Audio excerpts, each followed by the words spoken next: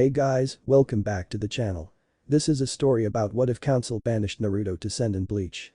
Before I start, please support for more amazing content and do consider subscribing to my channel and share this video with your friends.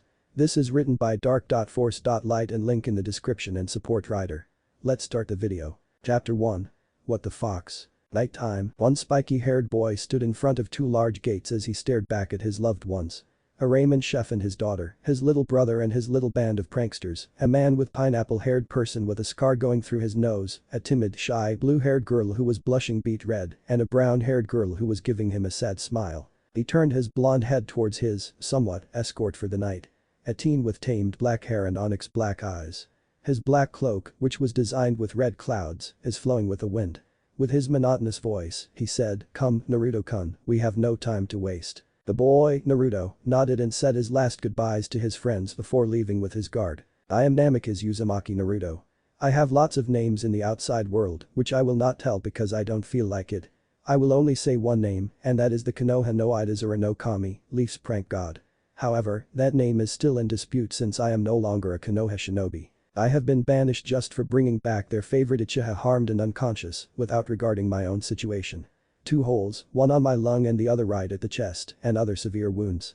They went behind my surrogate grandmother's back and banished me. I was supposed to have Kyuubi's chakra cut off via a strong seal and a seal that prevents me from speaking about Konoha and its secrets a day after the banishment. However, the Kyuubi has other plans. The Kyuubi, knowing that I was about to be severely weakened, made a deal with me. In return for the fox supplying me with his chakra, I would get stronger. At first, I was suspicious about it, but Kyuubi upped the ante. In addition with supplying me with demonic chakra, he gave me 3 things. First, he gave me knowledge about my parents, which were quite a shocker. My mother is a kunoichi that originally came from the destroyed region of Uzushiogakure no Sado. Her name is Uzumaki Kushina, or, as she was known back then, the Akai Chishio no Habanero. She was also the secret second Jinchuriki of the Kyuubi no Yoko. My father, on the other hand, is a Konoha shinobi. His name is Namikaze Minato, or, as he was well known throughout the country, the Konoha no Kiroi Senku. He is also the Yondaime Hokage no Konoha, 4th fire shadow of the leaf. At first, I was angry with him for sealing the Kyuubi within me. But, eventually, I forgave him because he knew that I would need it someday and he trusted me with it. There is another but I won't say it. Second, he gave me his full consent to control all, and I mean, all, of his power. He directed me towards my father's grave. At first, I was quite disturbing the dead. But, I relented. My father would have wanted me to do it. He sealed half of Kyuubi's chakra into his body, since my body can't handle the dark energies of Kyuubi's yin chakra. Since I was adapted to it now, I could absorb the other half without repercussions. Well, there are repercussions. The repercussion is that it hurts like hell. He told me that, after I leave Konoha, I should go to the village where they could teach me how to control his chakra. Third, and last, he gave me a new brand of techniques. They were the Shinigami's techniques. He managed to get the knowledge, while the Shinigami is sealing half of the Kyuubi's power into my father. It's quite sneaky, but the Kyuubi isn't Kyuubi if he's not tricky. These techniques were Ho-Ho or fast movement, Hakuto or hand-to-hand combat, Kido or demon magic, and Zanjutsu or cutting techniques. Kyuubi explained to me about the Shinigami's own helpers and soul society, a place where dead souls go. It's sort of like heaven. But those 3 things in hand along with stuff I got from my loved ones when I left Konoha the night before I was supposed to be branded with useless seals. When I left Konoha, I visited numerous places, 99% of which I will not mention if some of you are biased against them. The only place I will mention and where I went first was my homeland of Uzushiogakure. There, I learned about Fuinjutsu, Kinjutsu, and my family history. After that, I visited other places. I did the other villages a few jobs for good favor and all that. But, there was one thing that I didn't even notice happened. Some girls of the places I visited harbored feelings for me. I was surprised by it. I had so many relationships, I lost count. To make things even more interesting, I told them that I had someone else and they said that they didn't care as long as I treat them with the same respect I treat the others, uniquely and individually. In short, I am in polyamory, the state of having multiple relationships while on full knowledge of everyone involved. You're surprised I know that word, don't you? The Kyuubi matured my body and mind during my training in controlling his chakra. However, I still retain some of my old attitude. I wanted my girlfriends to know each other better, so I made a seal that allowed them to communicate with each other with mere thoughts with a concentration of chakra. It is designed to open their communication when they gather chakra towards the seal, which is located at the base of the neck. If they want to see each other, they could go to sleep or into deep meditation, and the seal will bring them to a prepared place in my subconscious where they could continue their conversation while getting to know each other better. However, they're not allowed to leave the room since they could get lost in my subconscious.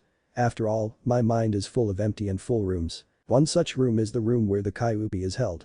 There are other tenants in my subconscious, but I will not tell it. Moving on, I became infamous in various countries. After all, I learned lots of things while I was on my training. I was even in the SS rank category in the bingo book. I'm the fourth to gain it. The other three were Senju Hashirama, Uchiha Madara and Amicus Minato, in chronological order in which they gained it. I learned the Kyuubi has the power to grant his Jinchuriki the power to jump through dimensions. The reason he didn't give it to his two first Jinchuriki is that he knew they wouldn't use it. The Kyuubi granted me the ability. I decided to jump through the dimension where these Shinigami helpers were mostly situated in. It's around the place called Karakura Town. With that, I gave my goodbyes to my loved ones before I jumped dimensions. Namikaze Uzumaki Naruto has left the building. Nighttime Kichiki Rukia's retrieval. Abarai Renji smirked as he lowered Zabumaru onto the fallen form of the boy that stole his friend's power from her. The boy in question, Kurosaki Ichigo, held his wounded shoulder. Renji was about to completely lower Zabumaru when Ichigo recovered and swatted away Zabumaru with his Zanpakuto. Renji was shocked that he recovered. Renji's captain, Kichiki Byakuya, merely raised an eyebrow to indicate his interest. Ichigo began crossing blades with Renji. Ichigo overpowered Renji and was about to deal the finishing blow when his Zanpakuto was suddenly cut. Ichigo was surprised at this and began studying the situation. He saw Byakuya and thought that he couldn't have done that. That theory was shot down when he saw what was in Byakuya's hand. It was the broken part of his Zanpakuto. Byakuya dropped the blade before reappearing behind him. Ichigo was wide-eyed. What was going on here? His thought patterns were cut off when he felt immense pain emerge from his chest and blood emerged from it. He fell to the ground. Renji recovered and pinned Rukia, who was trying to help Ichigo, down. Byakuya stared down at Ichigo's prone form. He monotonously said, even when falling, "You're slow. I cut off your ability to use Shinigami abilities. Moreover, that wound I delivered will slowly kill you. Just stay down and die like a low dog." He turned around and was about to leave when Ichigo's hand rose and grasped the leg sleeve of his shikakusho. He turned his head slightly and said softly, "Let go of me." Ichigo gave a very dark laugh that put Renji, Rukia and Byakuya to guard. The reason is that the laugh wasn't a Hollows, a humans, or even a Shinigami's. It was demonic in nature. Ichigo's head rose to show red slit eyes. Byakuya's and Renji's Zanpakutos became very wary of him. With a guttural and deep voice, he said, "Make me, Shinigami." In another place, a teenage boy looked up from his meditation. He said, "I believe that my time for laying low is over." In a warehouse, 8 individuals stopped what they were doing when they sensed the demonic outburst before they shrugged it off as from someone they knew. In a shop, a blonde man with a fan frowned. "I don't recognize this Ryatsu at all." He stood up and left to where it originated. Back to Ichigo. Renji's and Rukia's eyes widened. Byakuya's just widened slightly. Ichigo's free hand flexed before going for a clawing uppercut. Byakuya pulled back. The sound of tearing fabric filled the area. Byakuya narrowly avoided being winded by that claw attack. The only damage he received was the torn leg sleeve that occurred when he tried to escape the boy's tight grasp, and one damaged Kensuken on the top of his head. Byakuya narrowed his eyes at the possessed Ichigo who was standing up and cracking his knuckles. He put a hand to his Zanpakuto and said to his lieutenant, "Renji, put a Bakuto on Rukia. I will need your assistance against this boy." Renji nodded before he said, "Bakuto no Yon. Hinawa." A yellow rope emerged from his hands and tied Rukia around the lamppost. With that, he grabbed Zabumaru and walked to the side of his captain. Zabumaru said to Renji, "Be wary of that boy, Renji. He has a Bijuu's energy." Renji asked, "What is a Bijuu?" The Bijuu are 9 creatures that were made by a god from the energy of a demon. Their names are, as arranged from weakest to strongest, Ichibi no Shukaku, Nibi no Bakaneko, Sanbi no Kayadagam, Yanbi no Seru, Gobi no Irakama, Rakubi no Namakuji, Nanabi no Kabutamushi, Hachibi no Kaiaju, and Kyuubi no Yoko. The Ichibi can handle Jillians, and, if pressed, Ichibi could handle an Ajuchas while around a desert. The Kyuubi, on the other hand, could take on a handful of Vasto lords at full strength. On Soul Society terms, he could take on all of the captains, Yusitecho included, and still have enough strength to destroy Sirite. I know that I'm overpowering the Bijuu a bit. But, who cares? I like it. Renji paled. That's not possible. No one could have that much power. Well, the boy has Kyuubi's energy. Surely you felt the output. Oh, my god, what the hell is he? How did you even know about them? I'll answer the second question first. Every Zanpakuto knows about the Bijuu, just as every Hollow knows about them. However, unlike Hollows, we were told by the Spirit King. Hollows found out about the Biju when they wanted to invade the Biju's dimensional plane. Only one out of every group returned to tell the tale. As to what the boy is, he is merely a boy that has been temporarily possessed by Kyuubi's energy. He is still dangerous as it is. Well, I better be careful, then. Renji put a hand to his Zanpakuto and said, Horo, Zabumaru. His blade changed to a long 6-part blade, connected with stretchable threads. Renji charged towards the possessed Ichigo while swinging Zabumaru. In Soul Society, the couple was cuddling on top of a roof. The female sighed sadly. I wonder how our son is doing. The male replied, don't worry, dear. I'm sure that he's safe and content where he is. They continued their cuddling before someone appeared behind them. The male said, without turning around, do you have something for us, Kuritsuchi Fukatecho? Said Fukatecho bowed a little before speaking, pardon my intrusion, but there has been something that requires your, along with your subordinates, attention. The couple turned towards her. The male asked, what is it? The scanners that we put on a Karakura town picked up an unusual energy outburst near where Kichiki Taicho's and Abarai Fukatecho's Ryatsu signature.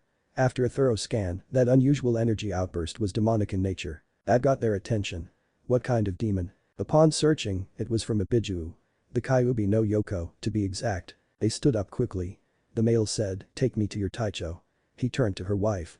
Inform the others. They left to go to their respective tasks. Later at the 12th squad office, the group was assembled right in front of a large computer. The squad's captain turned from his seat to look at the arrivals. Ah, you've arrived. Good, he turned back to the computer. Anyway, we have detected an unusual energy emanating from the human world where we put a monitored it, as Nemu have told you. The lead male, a blonde, spiky-haired person who was standing at 5'8" asked, are you sure it's the Kyuubis? Of course, we ran it over with numerous records and proved it. It is indeed the Kyuubis. The blonde frowned before turning to his wife, a woman of 5'4" and has long flowing red hair that reached her knees. Check it out. Bring 2 others with you. Iridid nodded. She turned towards her 2 best friends and said, let's go. Back at the human world some time later, the severely wounded Renji slowly stood up as Zabumaru fixed itself again. His Taicho, on the other hand, only had cuts and scratched on his body. The possessed Ichigo scoffed. Ichigo had trouble with you?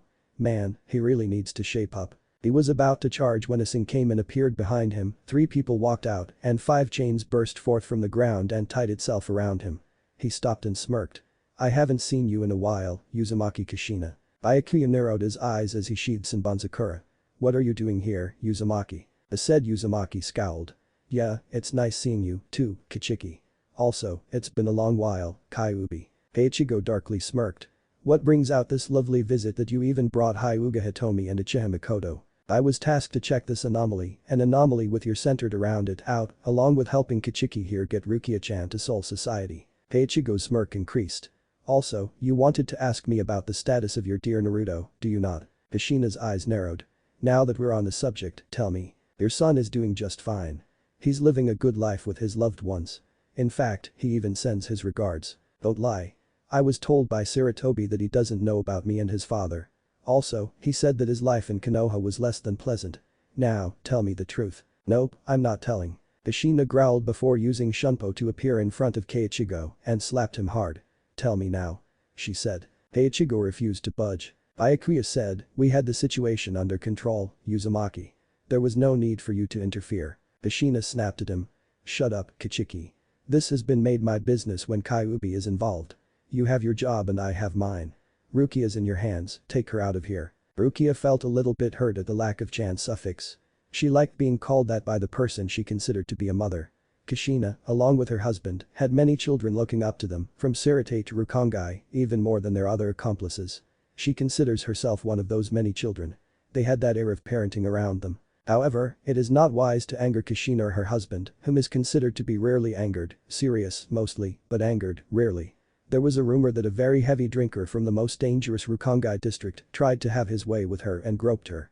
Needless to say, the biggest thing they found of him next day was his finger. When people asked her about it, she just blinked and dismissed the rumor. When they asked her husband, he said that while it is a rumor, it is still not wise to anger her. Since it came from her husband's mouth, they took it to heart. Back to the situation at hand, Byakuya narrowed his eyes. So it is. He turned around and addressed Renji. Come, Renji, we have no more business here. Renji replied, hey, Taicho, what about the Carrot Top? Leave him to Uzumaki and her accomplices. He simply answered. Open a Sinkamen. I have no desire to stay here longer than I should. Renji nodded, took Rukio off of the lamppost, opened a Sankamen and went through it. We're back to Kushina and Ichigo. Kushina growled, I'm getting tired of dealing with you, Kyuubi. Where is my son? Ichigo smirked. Since my time is nearly over, I will grace you with 2 facts. The first fact is that the village that your husband protected banished your son. Kushina's, Mikoto's, and Hitomi's eyes widened. Moreover, the village will have to live with the fact that they let go of the most promising ninja they will have ever gotten. He has the same rank as the Shodaime Hokage, Yondaime Hokage, and Uchiha Madara in the bingo book. Their eyes widened more in disbelief. The second fact is that, after I am gone, you cannot bring the boy to Soul Society for questioning. First off, the boy is in aid of a fugitive. Bringing such a person in is against Soul Society's laws. Second is that the moment the boy is taken for questioning, there is a seal that will wipe his mind of me and your son. It is a failsafe that both your son and this boy accepted in case. Ichigo slowly closed his eyes and drifted into unconsciousness. Kushina gritted her teeth as she let go of the boy and punched a nearby wall, causing a large crater to appear on it. Kushina slowly let her tears fall from her face. Mikoto and Hitomi walked towards her and comforted her. Mikoto said, come, Kushina, we have to tell the others about Naruto-kun. Kushina nodded. Mikoto opened another Sankamen, and the trio went through it. Moments later, Urahara approached the area. He snapped his fan shut. The mysterious energy disappeared. Oh, well, I have to heal both Ishida-san and Kurosaki-san. After the canon events of Ichigo waking up in Urahara Shoten and Urahara telling him about his powers, Ichigo left Urahara Shoten and went for another store, while making sure he wasn't followed. The shop he entered was Hisui Yuzuryu or the Jade Maelstrom Dragon. The moment he entered and closed the door, he was tackled by someone who shouted, Ichi-kun. Only a few people could tackle him and, even then, only one will Ichigo allow succeeding. And that one is the girl hugging him. The girl was blonde, whose hair was tied into 2 ponytails at the side of her head. If one were to look closely, one would see 3 whisker marks on the sides of her face. The girl was wearing a black and orange jacket, it is Naruto's Shippuden clothes. Ichigo sighed again as he pushed the girl away. You do know that you have your brother to tackle. Said girl, Naruto, pouted, upon letting go, showing her cerulean blue eyes. Moo, he was too busy with seal making and meditating. Ichigo nodded before asking, anyway, Naruto, is he here? I want to talk to him about something. Naruto nodded. Yep, he's at the back. Ichigo nodded back before walking around the counter and entering the back room. Upon entering, he said, I have something to tell you. The person he was talking to looked up from his meditation. Is it about last night when Kyuubi possessed you? Ichigo nodded. What about it? Ichigo reiterated what happened the night before. When he finished, the person frowned as he stood up. I see. So, they are part of it. I believe that now is the time for me to show myself to the light. The person said. Ichigo's eyes widened. So, does that mean? The person showed himself to the light. The person stood at 5'7". He had spiky blonde hair, cerulean blue eyes, and 3 whisker marks at the sides of his face. He was wearing a full orange suit with a stomach girdle and silver guards at his shins and arms. On his legs were 2 pairs of scrolls. On his back was a strapped bag with a blade that is colored blue, judging from the hilt, and an orange rope tied at the tip of the hilt. He's wearing Naruto Shippuden Raijinki clothes. The blonde grinned. Yes, Ichigo, my time of laying low is over. It is time for the Hiraishin, Flying Thunder God, to rise up in ranks once more. Ichigo grinned as well. Namikaze Uzumaki Naruto has shown himself. Chapter 2. On to Soul Society. Previously on the Best of Both Worlds. Yes, Ichigo, my time of laying low is over. It is time for the Hiraishin, Flying Thunder God, to rise up in ranks once more. Ichigo grinned as well. Namikaze Uzumaki Naruto has shown himself. Next day, Ichigo stood in front of Urahara while in the middle of some random wasteland. So, Jetabashi, how are we going to get my powers back? Urahara smiled behind his fan before it snapped shut. Before that, I have a question, Kurosaki-san. Sure, shoot. It was about that outburst 2 nights ago. He watched Ichigo for any reaction, none whatsoever. Now, I know that outbursts are common around these parts to those sensitive to it. However, this kind of outburst seemed demonic, completely outside of hollows, shinigamis, and a human's reach. Ichigo blinked. How is it completely outside of their reach? He had been told beforehand by Naruto that Urahara might ask something like this, so he decided to feign lack of knowledge on the matter. Urahara replied, Shinigamis and hollows are natural enemies, just as humans and inhumane creatures are enemies. For a demon, a god is his enemy. Ichigo nodded. So, what's your question? Do you have any connection to this? What the hell are you talking about, man? I would remember if I had any connection to a demonic apocalypse, wouldn't I? Besides, if I did have any connection to any demonic guy, then why in the 9th circle of hell am I using Shinigami powers? Urahara nodded his head. It sounds logical. Anyway, we're moving on to getting your powers back. Skipping the canon nullification and initial fight between Ichigo and Urahara, Ichigo entered the Hisui Yuzu Ryu after making sure that he wasn't followed. Upon entrance, he was prepared for Naruto's tackling. Ichigo sighed. "Naruto, will you ever stop that?" Naruto shook her head. "Nope, I won't." She let go and pointed to the back door. "Naruto-kun is expecting you." Ichigo nodded before entering the back room to find Naruto in a Jinzen position. Ichigo sat a few feet in front of him and sat in the same position as him. Naruto slowly opened his eyes and said, "Good, you're here, Ichigo. Now, remind me again, what forms did you master?" Ichigo sighed. "I mastered the Ataru form and the Gyyo form." "Seriously, you should remember what form your apprentice mastered." Naruto scratched the back of his head. "Could I help it? I had lots of things on my mind." He lowered his hand as he said, "Ataru is quite taxing when used for a long duration of time, since the form uses acrobatics and all that. Moreover, it could prove to be at a disadvantage when you're within a closed area. Gyyo, on the other hand, uses your emotions to back the strikes. When you're angry, your strikes are aggressive. When you're distressed, your strikes are quick. Because of that, it makes you more prone to emotional breaking. However, I cannot think of any better forms for you." Shaicho uses the basic fighting style which, in the hands of a master, could be described as like watching water flow over the falls. "If I am correct, this is fourth favorite and fourth proficient style." Ichigo nodded. Kakashi uses finesse as its main fighting style. However, it could make you at a disadvantage against long-range or multiple attackers. If practiced long enough, one could hold himself against long-range attacks or multiple enemies. Suresu focuses on the defensive, blocking and defending against long-range and short-range attacks, while looking for an opening in the opponent's stance. In the hands of a master, one could enter through a multitude of enemies and emerge unscathed. However, if the fight stretches too long, the opponent could change tactic and be at a slight advantage. Moreover, you tend to lean more on the offensive. Ichigo shrugged. Shien makes it easier to block against attacks, like Suresu, but it has more offensive capabilities. More to the point, it uses the user's capability to counterattack after his opponent has struck. Its counterpart Gemso focuses on empowering strikes with physical power and, if available, other energies available to the user. This is your third favorite style and your third proficient style. On the matter itself, have you mastered it yet? Ichigo shook his head. "I haven't mastered it yet. I focused on Ataru and Gyyo." Naruto nodded before continuing, and finally, the Naiman form is the most practical of all forms. It focuses on balance. It is the form that is, how would you say, jack of all trades but master of none. It doesn't use overpowered strikes, nor use overstressed defenses. Ichigo chuckled. "Yeah, I read it all, Naruto. I still have your scroll stuffed in my personal locker. I still can't believe you made your own saber forms. When my friends back home hear about it, they won't too."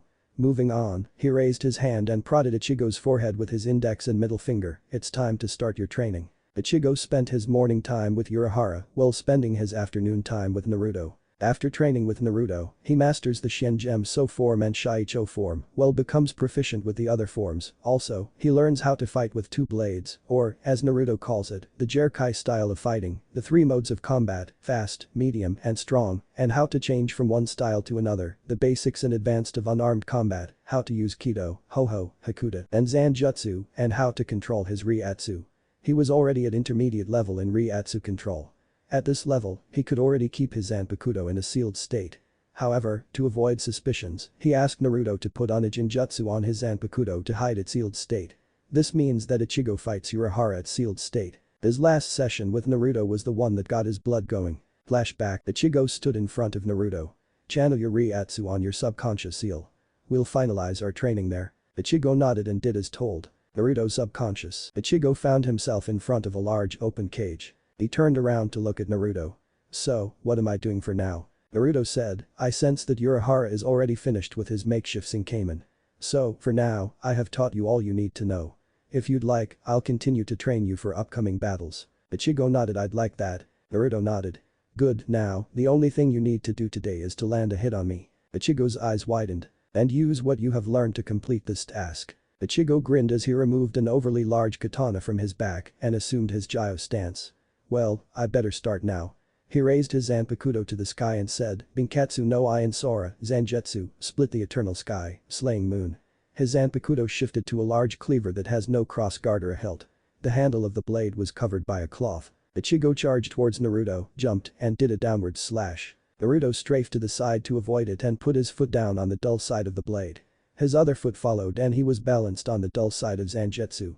Naruto asked, whoever said that it would be easy, Ichigo. Ichigo fixed his hold on his Zanpakuto so that he can lift it easily. Naruto noticed and he jumped away as Zangetsu was lifted from the ground. Ichigo replied, that would be my line, Naruto. Naruto smirked. Well, then, come on. Ichigo charged again and did a horizontal slash from left to right. Naruto ducked under the slash as Ichigo quickly put down Zangetsu and went for an uppercut. Naruto raised his closest leg and put his foot on Zangetsu. Naruto pushed himself up as Zangetsu was hefted upward. Naruto did a backflip after he pushed himself up and landed at the same distance he was before Ichigo charged. Ichigo raised Zangetsu high and slammed it down on the ground and shouted, Jutsuga Tenshu. A compressed wave of Reiatsu emerged from Zangetsu and went towards Naruto. Naruto made some hand seals and took in a large amount of air. He expelled it and said, Futen. Renkiden. A compressed ball of wind escaped from his mouth and zoomed towards Ichigo. Both attacks met head-on, and a large explosion rocked the sowers. When the dust cleared, it showed a large amount of water converging in on a large hole on the ground. Naruto smirked. That was quite a powerful attack. Ichigo smirked too. Zangetsu taught me well. Naruto put up his hand and did a come here gesture. Ichigo complied as he charged towards Naruto. Ichigo jumped and spun horizontally before slamming down his blade to where Naruto is. Naruto jumped back. After he dodged, he ran towards him. Naruto did a punch towards Ichigo's face. Ichigo did a matrix move and bent his back as Naruto's fist reached him. After he bent his back, he put a hand on the watery ground and did a backflip with additional chin-aimed kick towards Naruto. Naruto put his open palm to catch the kick as Ichigo's feet carried him all the way back. Ichigo recovered and grabbed Zangetsu.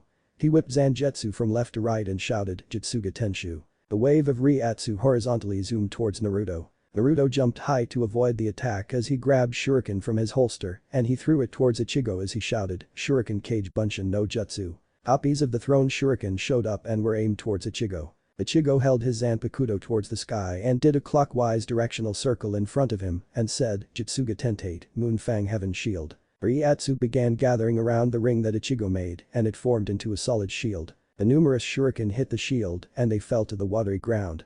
When the barrage stopped, Ichigo pulled back his Zanpakuto and stabbed it into the center of the shield as he said, Jutsuga Tanyari, Moonfang Heaven Spear. The Reiatsu gathered from Zangetsu along with the Reiatsu from the shield, extended towards Naruto. Naruto tilted his head to the side as the spear went past his head. Naruto grabbed the elongated spear and put his feet on it as he slid down it. Ichigo stopped channeling Reiatsu into Zangetsu and the spear cut off from the Zanpakuto. Naruto jumped off of the cut spear as he took out a kunai tied with an explosive tag on it and threw it towards Ichigo. Ichigo raised his hand, pointed a finger to the kunai, and said, Heido no Ichi. Sho. The Kido hit the kunai and it exploded in midair. Naruto smirked. You seem to be progressing well in Kido. What level are you now? Ichigo replied, in Bakudo, I'm up to level 21. Sekienten. In Heido, I'm up to level 33. Sakatsui. However, I haven't mastered yet the Aisha Haki thing with Bakudo's 15 above and Kido's 20 above. Naruto said, your potential in learning is astounding. It's almost the same as mine. With that, you will learn them in no time. Ichigo smirked and raised his hand towards Naruto as he said, thanks. Ye Lord. Mask of blood and flesh, all creation, flutter of wings, ye who bears the name of man. Inferno and pandemonium, the sea barrier surges, march on to the south. Heido no Sanju Ichi. Shakaho. Red energy emerged from his palm as the energy ball increased in size and power. Ichigo, then, fired it towards Naruto. Naruto took out a tri-pronged kunai, made hand seals and said, Jikuken Kekai. The Heido disappeared. Naruto pointed his hand towards Ichigo and released it. Ichigo's eyes widened as it dawned on him what he's planning. He used Shunpo to get away from the blast range. He reappeared behind Naruto. Ichigo aimed a finger at Naruto's back and said, Oniti Kopin. He flicked his finger and Naruto was sent crashing down on the surface. Ichigo used Shunpo to intercept Naruto's crash site, saying ye Lord. Mask of flesh and bone, flutter of wings, ye who bears the name of man. Truth and temperance, upon this sinless wall of dreams unleash, but slightly the wrath of your claws along the way and pointed his hand towards Naruto when he arrived and said, Heido no Sanju-san. Sakatsui. Naruto was again sent back to the nearby well after a large explosion. Ichigo finished it with a Jutsuga Tensho. Another large explosion rocked the place. When the smoke cleared, it showed Naruto who was sitting on a rock with a smile on his face, completely unscathed. Naruto said, good job, Ichigo. You managed to land 3 hits on me. Ichigo panted. Yeah, well, you held back almost all of your power against me, and by all, I mean almost 95% of your power. Seriously, against an all-out, you could have just used your Hurration to get in front of me and stab in the gut with that blade of yours. defeating you's no big feat. Naruto waved him off. Whatever, you still hit me, and that's what counts. With your training, it could put you to a level at what third, fourth seat. However, we need to make you more accustomed to speed. Your focus is power, thus, speed can be your downfall. I'll help you with it when we get to Soul Society. Flashback end. Next day at Urahara Shoten, Ichigo, Orihime, Uryu-Chad, and a cat form Urachi walked in front of Urahara, who was hiding his smile behind the fan. Ah, good, the group's here. Now, we have lots to discuss. He told them about the makeshift Sankamen that he made. Does anyone have questions? Nobody answered. Okay now, then, Kurosaki-san. Urahara raised his cane and prodded Ichigo's forehead with it. Ichigo's body dropped to the floor as his Shinigami form remained standing. Orihime kneeled beside Ichigo's body and she pointed at it. Is this what happens when you go to your Shinigami mode, Kurosaki-kun? Ichigo nodded. Yeah, it's kind of weird, isn't it, seeing yourself on the floor with no signs of life. Urahara interjected, well I might want to keep your conversation going, the more time you waste, the closer Rukia's sentence gets. That got them serious. Urahara turned to his makeshift Sankamen. Now, let's open us some Sankamen. Isui Yusu Ryu a few minutes before Urahara opened a Sankamen and Ichigo and company went in. Naruto went to his bed, knelt down, and pulled a case from under it. He opened the box and saw a bunch of forehead protectors. There were only 2 spaces on the top compartment and only one was filled. The only forehead protector on the top compartment has a black cloth on it and has the insignia of a whirlpool. The forehead protectors on the bottom compartment were numerous. One had the kanji for oil on it. The second has the figure of an Hercules on it. A third has a dragon figure on it. There are more, but he doesn't want to waste his time reminiscing old memories. He took out the whirlpool forehead protector and wrapped it around his forehead. After that, he closed the case and put it back in his bed as he took out another one. This one was long and thinner than the first one. He opened it to show a cylindrical object. He took it out and fastened it into his belt. He closed it and returned it under his bed. Afterwards, he went to his closet and opened it. Within it were various clothing. Pajamas, outside clothes, after all, too much orange while going for a walk is bad for your health. Spare clothes, etc. Instead of looking at the folded clothes, he was looking at the one clothing that was hung. A cloak and hood with a red design with black flames, which seemed to cover his whole body, like the full-body cloak Naruto wore when hunting Itachi. He removed it from the closet and put it on and pulled up his hood, thus, covering most of his face. Finally, he went to his desk drawer and opened it. In it was a white mask with wide eyeholes which had wide, red vertical lines going from each eyehole. It also has some sort of metallic bar that reached from the tip of the nose space to the very head of the mask, which had a hook to fasten a hood to it. It was wide enough to hide his whisker marks. Go search for Darth Nihilus's mask in Star Wars Wiki. He removed it from his drawer and put it on as he fastened his hood to the tip of the mask. He looked at himself in the mirror. His whole body was covered neck to toe by his red cloak, as his hood shadowed the upper half of his face, which was completely covered by a mask, which somehow managed to make his eyes go dark blue, covering most of the blue color. Naruto smirked. I suppose this is why they call me Kurai Kishi, Dark Knight. At night, I'm invisible. Naruto sensed Ichigo trying to contact him. What is it, Ichigo? We're entering the Sankamen. Good, I'll be going now. Naruto felt Ichigo cut off as Naruto shouted, Oi, Naruko-chan, I'll be going now. Naruko's head poked out from behind the doorframe and she said, alright, but be careful. I don't want to become an only child. She giggled. Naruto chuckled. Don't worry. I won't be dying anytime soon. I don't want to leave the shop barren of life. After all, when the user dies, the clone follows. Naruko pouted. Mo, don't remind me. I already feel that we're related. Naruto laughed a bit.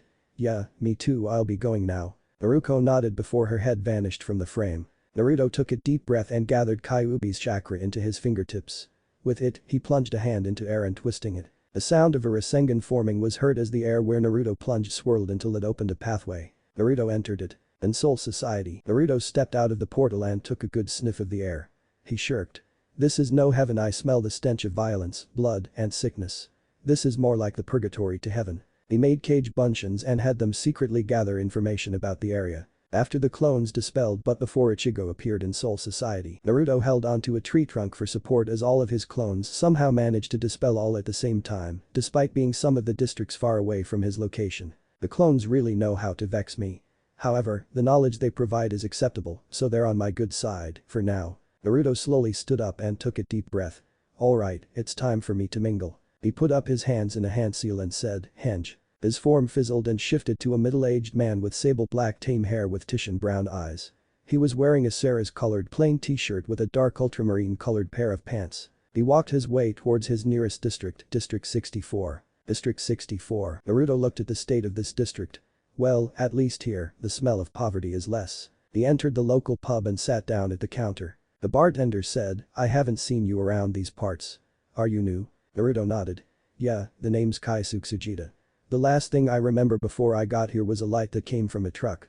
For all intents and purposes, I'm dead. The bartender said, tough luck, bro. Here, he took out a glass and filled it with ale and laid it in front of Naruto. I always have the policy to give one free bite to new souls such as yourselves. If you're an adult, I'll give you ale. If you're a kid, well, I better give the kid some water. Naruto nodded. Amen to that. He grabbed the glass and drank from it. After a gulp, he lowered it and said, you know, I find myself quite intrigued by this place. Tell me, where am I? The bartender replied, you're in Soul Society, man. That big city that you saw when you came in, the one with fancy buildings and skyscrapers is Sirte. That is where Shinigamis reside. Naruto raised both eyebrows, feigning surprising. From what I believe, there is only one Shinigami. The bartender laughed.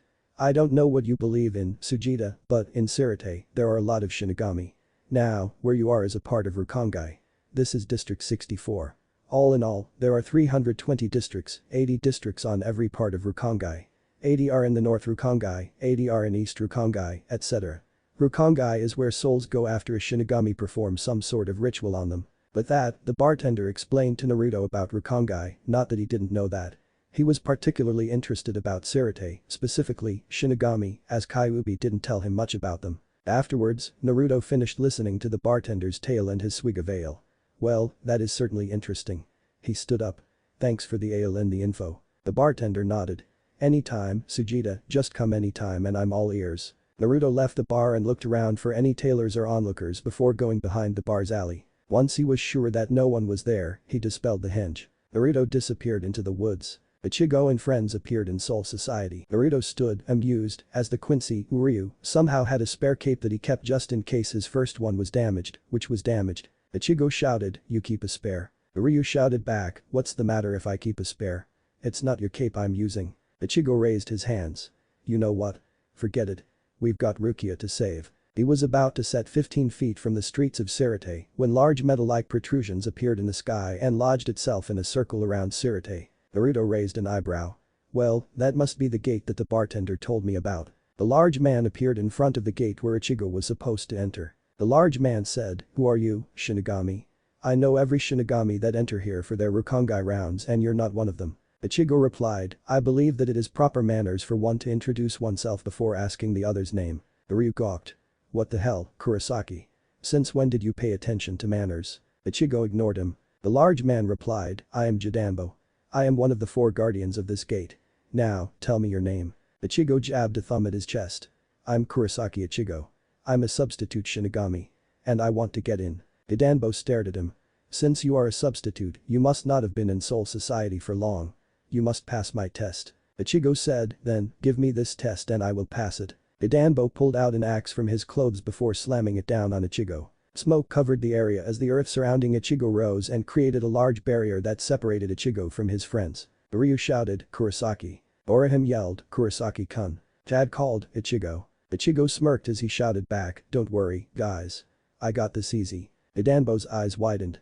How did you? The smoke cleared and it showed Ichigo holding the axe in one hand, not that any of his friends could see it. Only Jidanbo and Naruto saw it. Ichigo grinned as he removed his Zanpakuto from his back.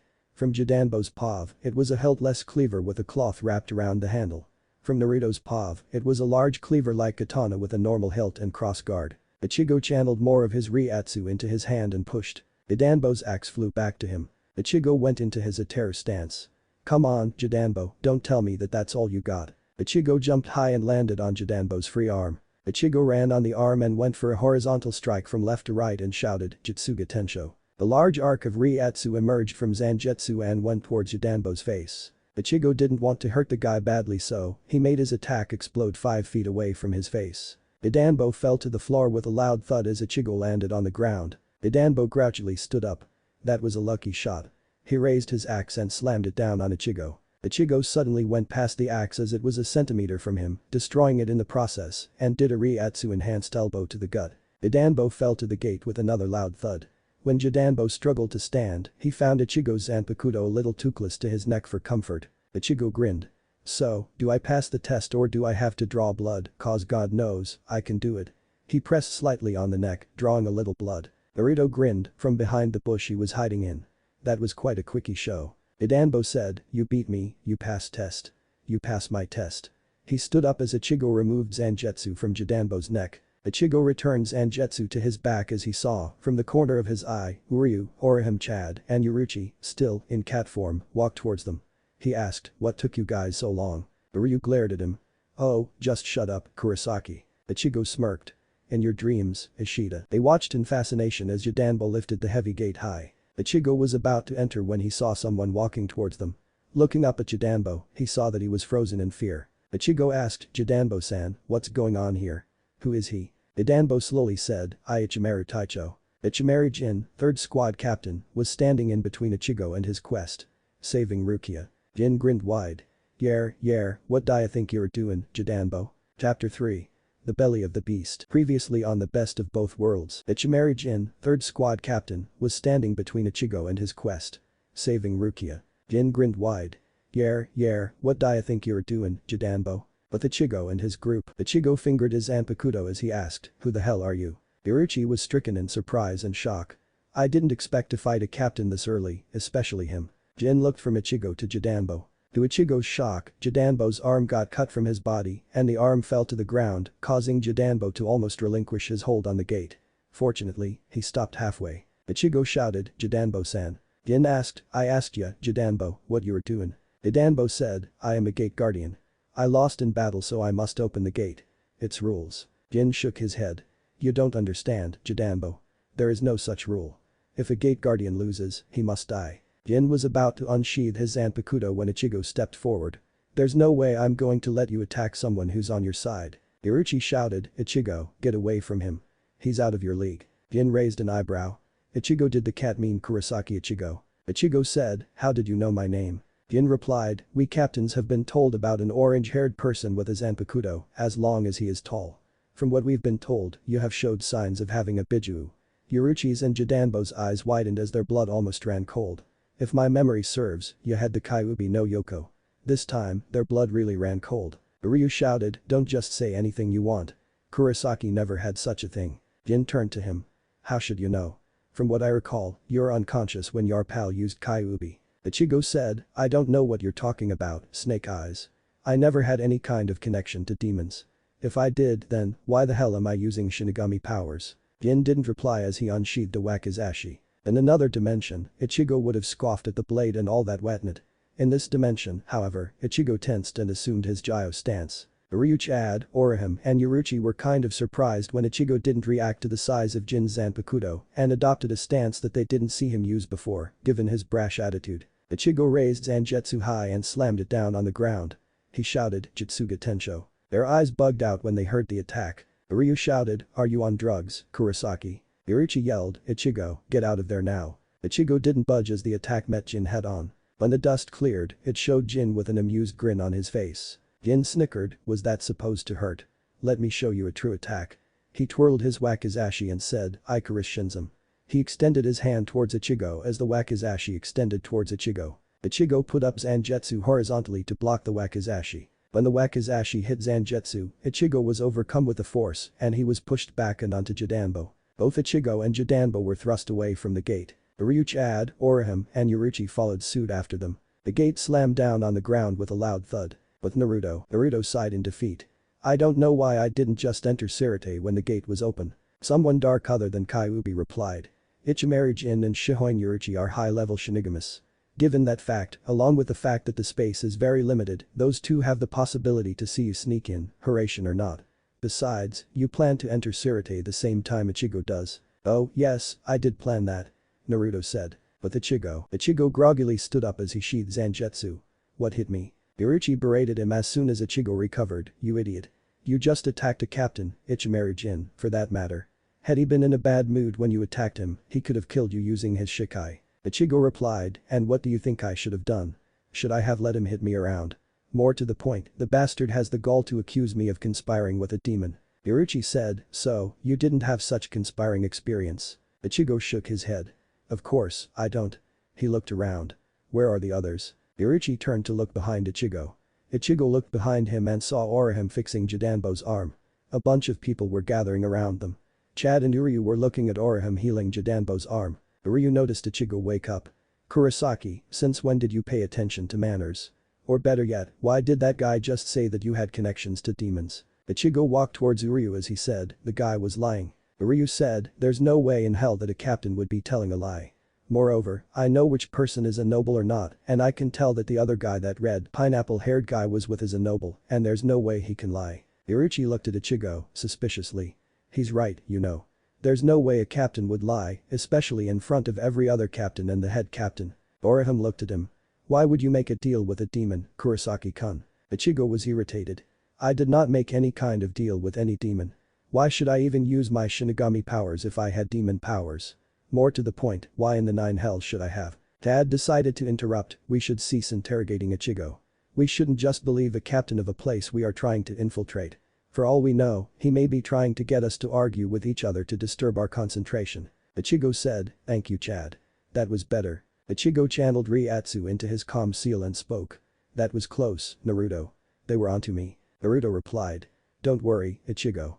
Just act normal and be careful." "Alright, I'll be careful." Time skipped to Shiba Kukaku's house and onto training with Shiba family orb. Ganahiko and Shiriganahiko were watching the progression of the group as they practiced using the orb, along with Kukaku and Ganju. When they saw Orihime do it, they complimented her on her successive first try. When they saw Uryu do it, they venerated him for being successful, regardless of the orb shape being an ellipse. When they saw Chad do it, they were quite impressed when Chad did it while having little wisps of Riryoku escaping from the orb. Now it was Ichigo's turn to channel Riryoku into the orb and form an orb of protection. Uryu said, "Kurosaki, try not to break it on your first try." Orihime claimed, "Don't worry about it, Kurosaki-kun. Just focus and you'll be fine." Renji smirked. "I bet that he'll fail on this first try." Ichigo ignored them as he began channeling Riryoku into the orb. To everybody's awe, surprise, shock and amazement, Ichigo was covered by the orb. Ichigo smirked as he turned to look at them. "When you gamble, my friend, eventually, you lose." Uryu was dumbfounded. Kurosaki, when did you learn how to control your Reiatsu?" Ichigo shrugged. "What? Did you really think that I would be wasting most of my free time just lounging around? I was practicing on how to control my Reiatsu while pretending to be asleep or lounging around." With Naruto estimated to have their crash site to be near the west gate, the gate which was manned by Jidanbo. So, he used Hiraishin to zoom his way towards the east gate. But Ichigo and his friends, along with the Shibas, were in front of a large cannon as the female Shiba Kukaku, explained the necessities. "Now, the only thing you guys need to do is to keep sustaining your Reiatsu into the ball, the same amount you gave during your training," she explained. "Don't lose your focus or the ball will explode and you will die either from a 500-meter drop or from the barrier that is surrounding Sirte." Ichigo deadpanned, "Nice motivational speech from our cannonball expert." Uryu whispered harshly, "Don't antagonize her, Kurosaki." Kukaku ignored them and shouted, "Oi, Ganji, are you done yet?" Everybody turned to see the other Shiba Ganju, walking towards them with his hand scratching the back of his head. "Come on, Ni-chan, that ruined my grand entrance." Ichigo frowned. "Why are you here? I thought you disliked Shinigami. Why are you helping us?" Ganju glared at him. "I'm not helping you. I'm just watching what you will do inside Sirte." "Why?" He walked towards him and grasped the front of his Shikakusho. "A Shinigami killed my brother." Kukaku's eyes widened. "Ganju, that's enough." Ganju shouted back, "Let me finish, sis." Kukaku was silent at that. Ganju turned back to Ichigo. "A Shinigami killed my brother, another Shinigami. She even brought back his body." I still remembered the look in her eyes as she returned his body. "So, I wanted to see why a Shinigami would rescue another Shinigami, given that one killed another." Ichigo replied, "Fine, come with us. Just don't get in our way." After the lengthy explanation, Ichigo, Orihime, Uryu, Chad, Ganju, and the cat form Orochi were inside the cannon, in a circle, with the orb in the middle. Kukaku shouted from outside the cannon, "Alright, prepare to channel Reiatsu into the orb." They did so and the orb covered them. Ichigo, while channeling Reiatsu into the orb, channeled Reiatsu into his calm seal. "Naruto, this is Ichigo. We're about to be fired into the skies of Sirte." Naruto replied. "Alright, I'm preparing my entrance now. Remember, Ichigo, no one should really know that I'm here. Sirte is probably on alert now that they know about you having the Kyuubi. The Kyuubi told my mother about us meeting. With that, they could be thinking that I'm within Soul Society. However, they still doubt that possibility. If they know I'm here, then everybody will be on very high alert. I don't want that." Ichigo ceased channeling Reiatsu onto his comm seal as both Shibas finished their incantation. Then, the cannon fired the Reiatsu cannonball. Within Sarate Captain's meeting room time of Ichigo and friends' arrival, the various captains of Sarate, excluding Jin, were now in their respective positions. One other person was with them, thus, making the number go from 12 to 13. This other person has spiky blonde hair, cerulean blue eyes, and was wearing a ninja suit with vest, along with a white haori with red flames. On the back of the said haori is the kanji for Royal Guard U. After all, why can't the Spirit King assign his own Royal Guard? The doors opened and in entered Ichimaru Jin with his signature grin. Yeah, all of you're waiting for little ol' me. I'm touched. The Seicho slammed his cane on the ground. Enough of this rabble, Ichimaru Taicho, what do you have to report? Jin stepped forward and said, well, it seems that Roku Bantai Taicho-san didn't complete his task in killing our orange-haired friend. He almost entered Sarate from the west gate. The blonde raised an eyebrow. So, does that mean he's defeated Jidanbo-san? Jin nodded. Yeah, I intercepted him before they could enter. Yamamoto said, by intercept, you mean, eliminate. Jin's grin widened. That would make me a bit heartless, Seicho. Just answer the question. Before Jin was about to answer the question, an alarm went off. Attention, all Shinigami. Intruders are detected in West Gate. Yamamoto slammed down his cane again. Captains, go to your squad and inform them to prepare for the invasion. The captains walked out of the room, with the exception of the captain of the 11th squad, who ran like a man possessed. The blonde phased off with a blur of yellow. Jin was about to walk off when he was stopped by a brown-haired man with glasses. Jin said, aren't the alarm bells ringing well today, Aizen Taicho? The brown-haired man, known as Aizen, spoke, you would better well not be underestimating me, Jin. You know the extent of my power. Jin replied, why would I be underestimating ya, Aizen Taicho? I'm not the type. Just watch yourself, Jin. Jin walked off, followed by Aizen. They didn't notice a white-haired teal-eyed boy, physically of 15 to 16 years of age, watching on them with a serious face. But Naruto felt the ground rumble as he saw a cannonball being fired into the sky. He stared into the gate. Behind him was a downed gate guardian. Energy began swirling around him. After a few seconds, he walked right into the front of the gate and he put both hands under the gate. He lifted the gate, slowly and surely. When the gate was lifted to his height, he raised his leg and slammed it down on the ground. Immediately, two thick earth pillars emerged from the ground and raised the gate a meter higher than the initial height he lifted it. Just as the lifting was finished, the barrier around Sarate was penetrated by a powerful object. Naruto walked casually into Sarate before he removed the earth pillars before disappearing into the shadows of the alleyway. The gate slammed down on the ground with a loud thud. But the Shinigami were too busy watching something hit the barrier of Sarate to notice that the east gate was slightly being lifted up. Then, this something split into four and flew into four directions, north, south, east, west. The captain of the 11th squad looked from one to another. He asked, which one is the strongest one? Aizen, with his squad, concluded, for something to hit the barrier and enter Sarate, the intruding object must be of dense Reiatsu. The Royal Guard blonde stood in front the group as they watched the intruders split into four. He said, alright, here's the plan.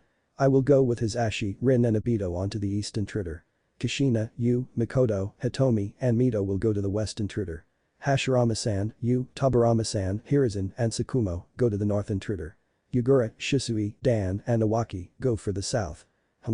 He heard a slight thud noise behind him. He turned his head slightly behind him and saw the aforementioned people behind him and nothing suspicious behind them. Kushina asked, Minato-koi, what's wrong? Minato frowned.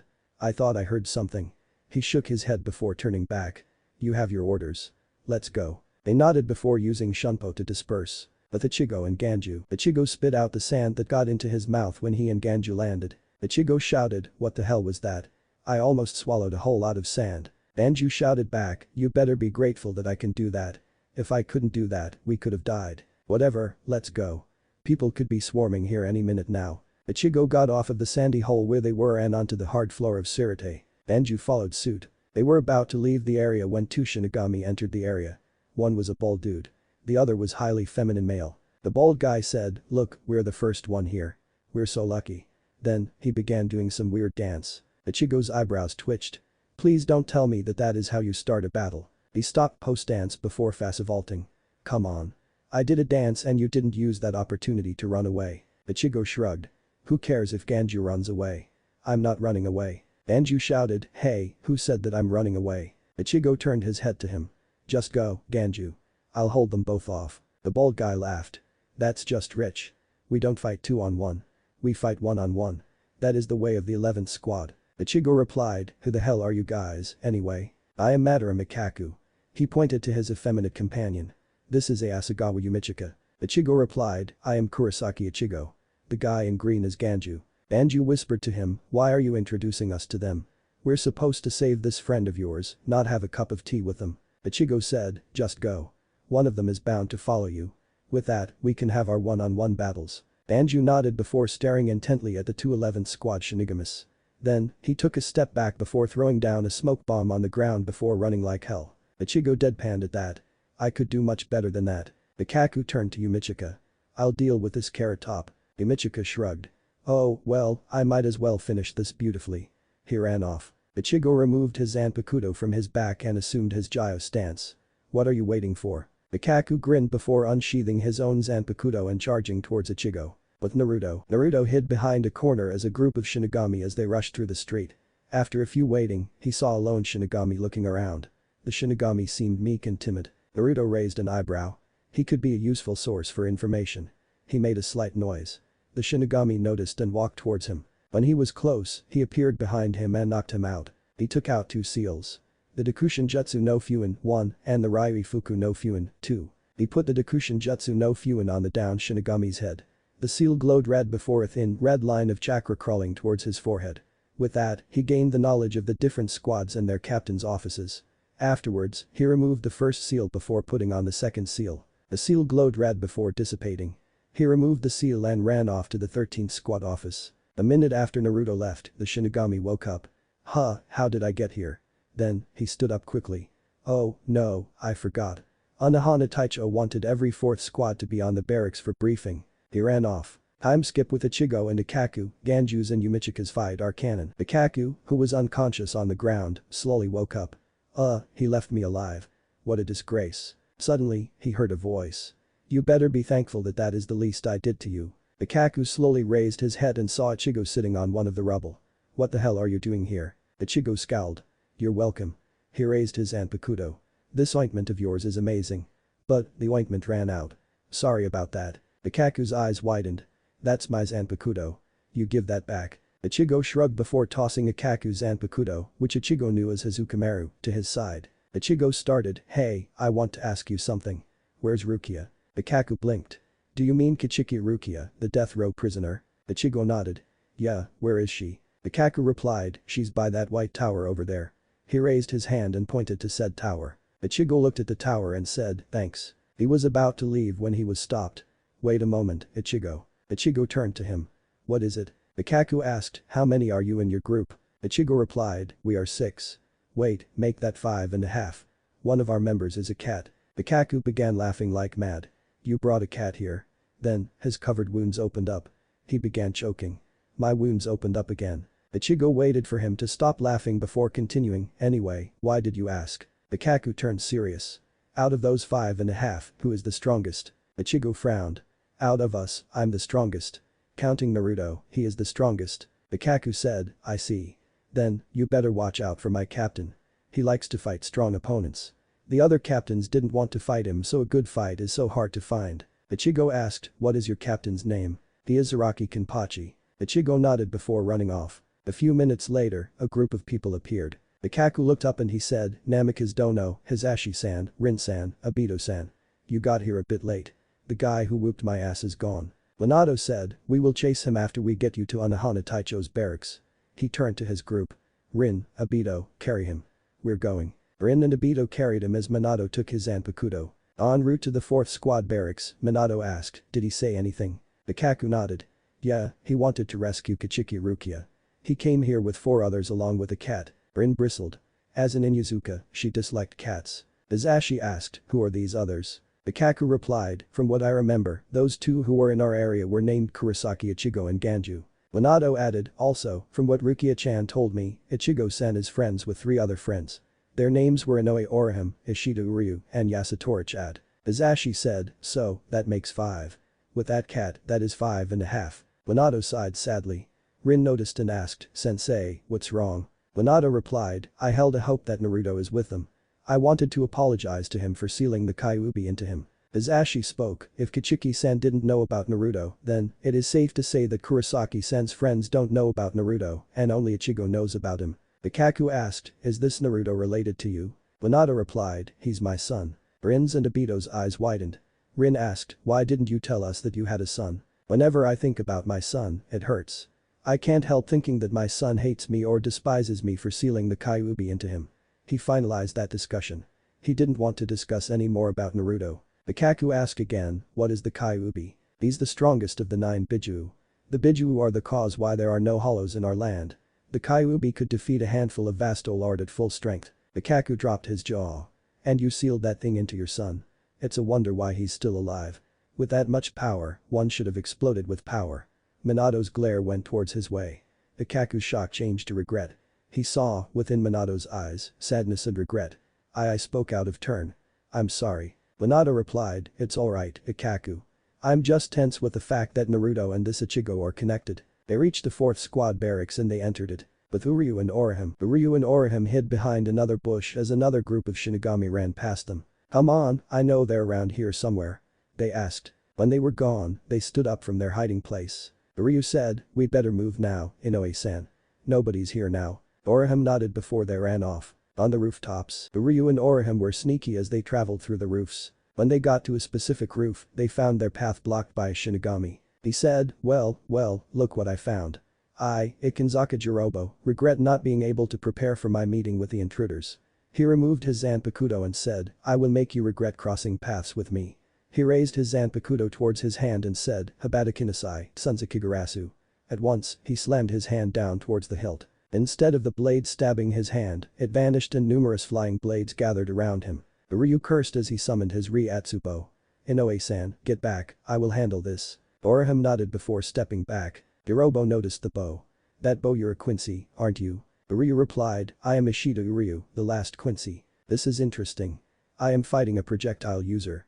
However, that would prove to be regretful to you, since I am the master of projectiles, the Kamitachi." He willed the blades to attack Uryu. Uryu pulled the Riatsu string on his Riatsu bow as a Riatsu arrow phased into existence. Upon pulling, he let go. Instead of only one arrow was released, multiple arrows were fired and destroyed the blades. Jirobo was wide-eyed. Uryu said, "Now, do you regret fighting the last Quincy?" Jirobo saw red. How dare someone use his line? "It is of no consequence. I will make you regret fighting me, Quincy." He drew Sanzakigarasu, which blade is replaced by blades, and was about to call the blades away when another set of arrows destroyed them. Jirobo's eyes widened as he saw Uryu calmed his stance. Uryu asked, "What was that about being the master of projectiles?" Jirobo was about to draw his blade again when, this time, a single arrow hit his hand.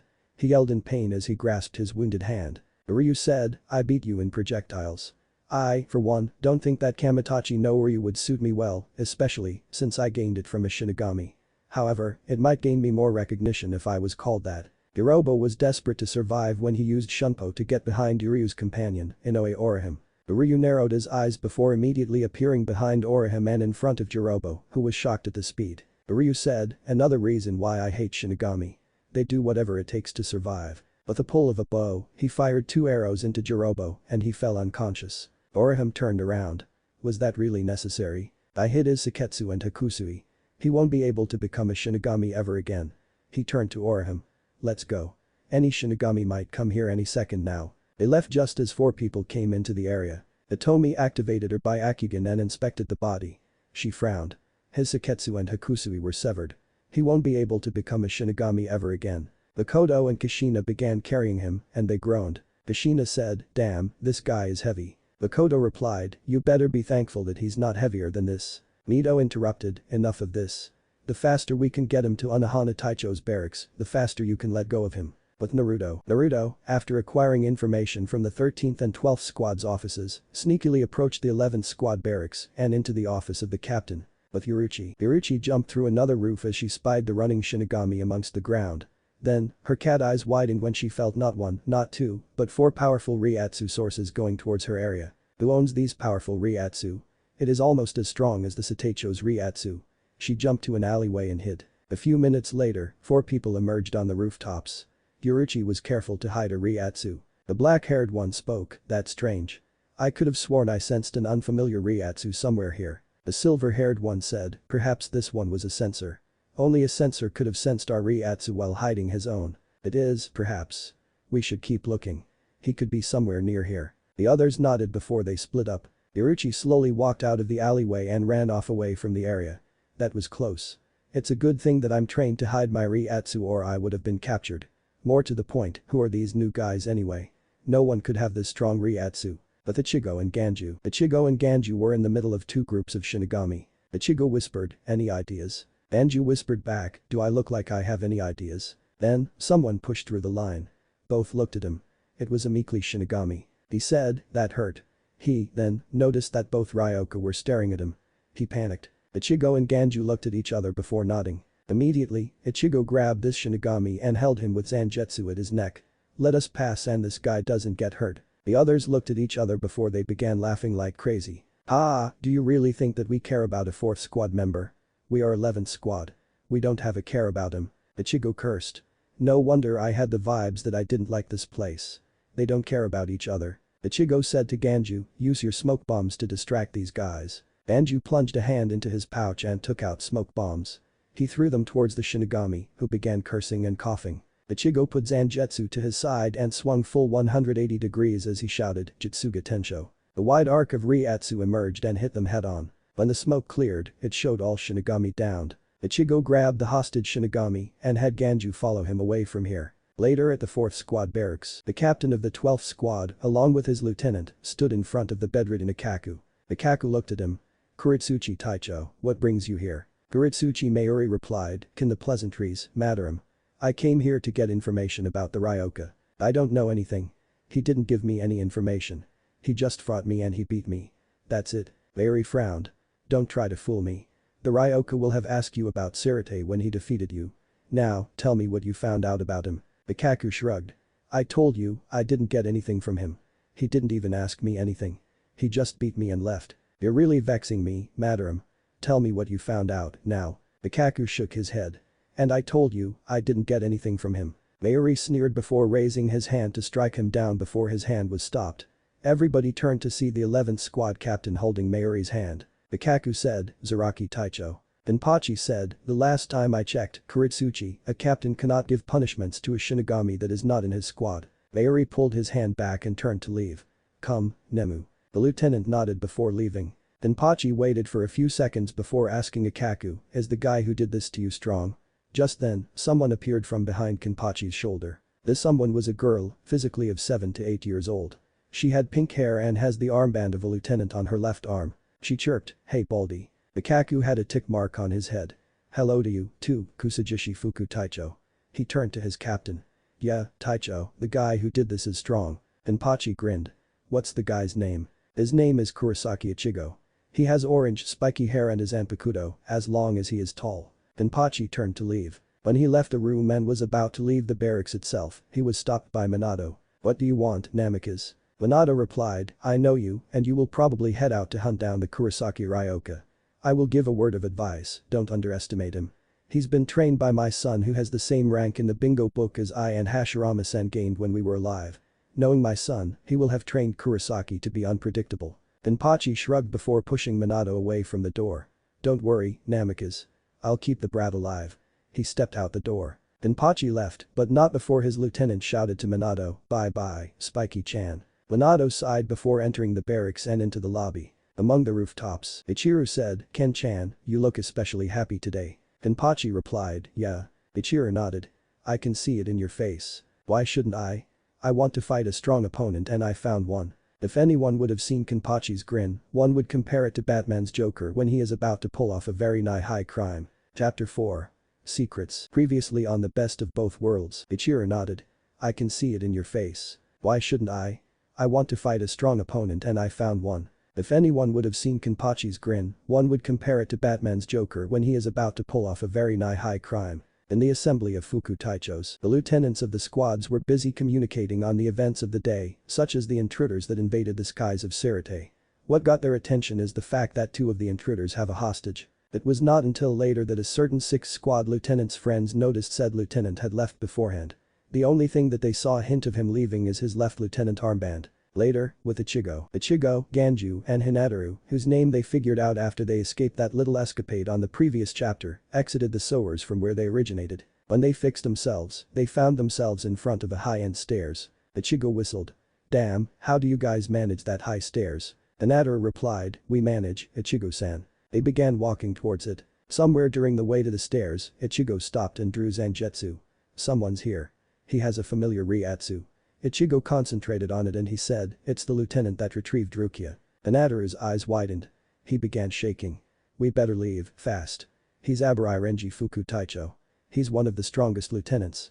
We can't win against him." Hinataru, that serious sound made him look at Ichigo's serious face. If one does not try, how can he know for sure?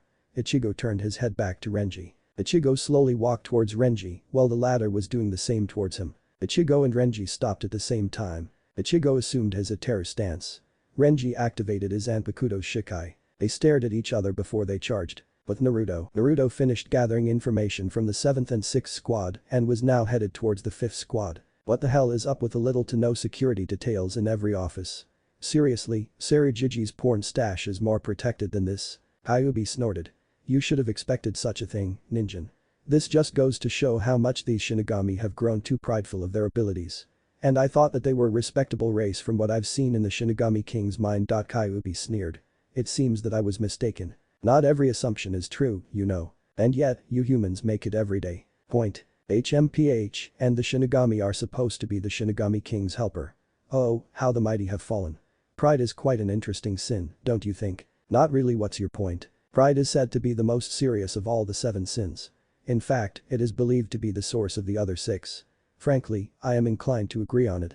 The Civilian Council of Konoha is an example. The Civilian Council of Konoha are too prideful in their seat in power that they have grown slothful of their duties, envious of a ninja's abilities, thus, becoming greedy in money intake, gluttonous in their power intake, and wrathful of those they do not understand. Sometimes, those pathetic male Civilian Council of yours lust after your female ninjas. These Shinigami's pride is quite similar to yours, if you look at it closely. The only 2 other sins comparable to your Civilian Council is sloth and wrath.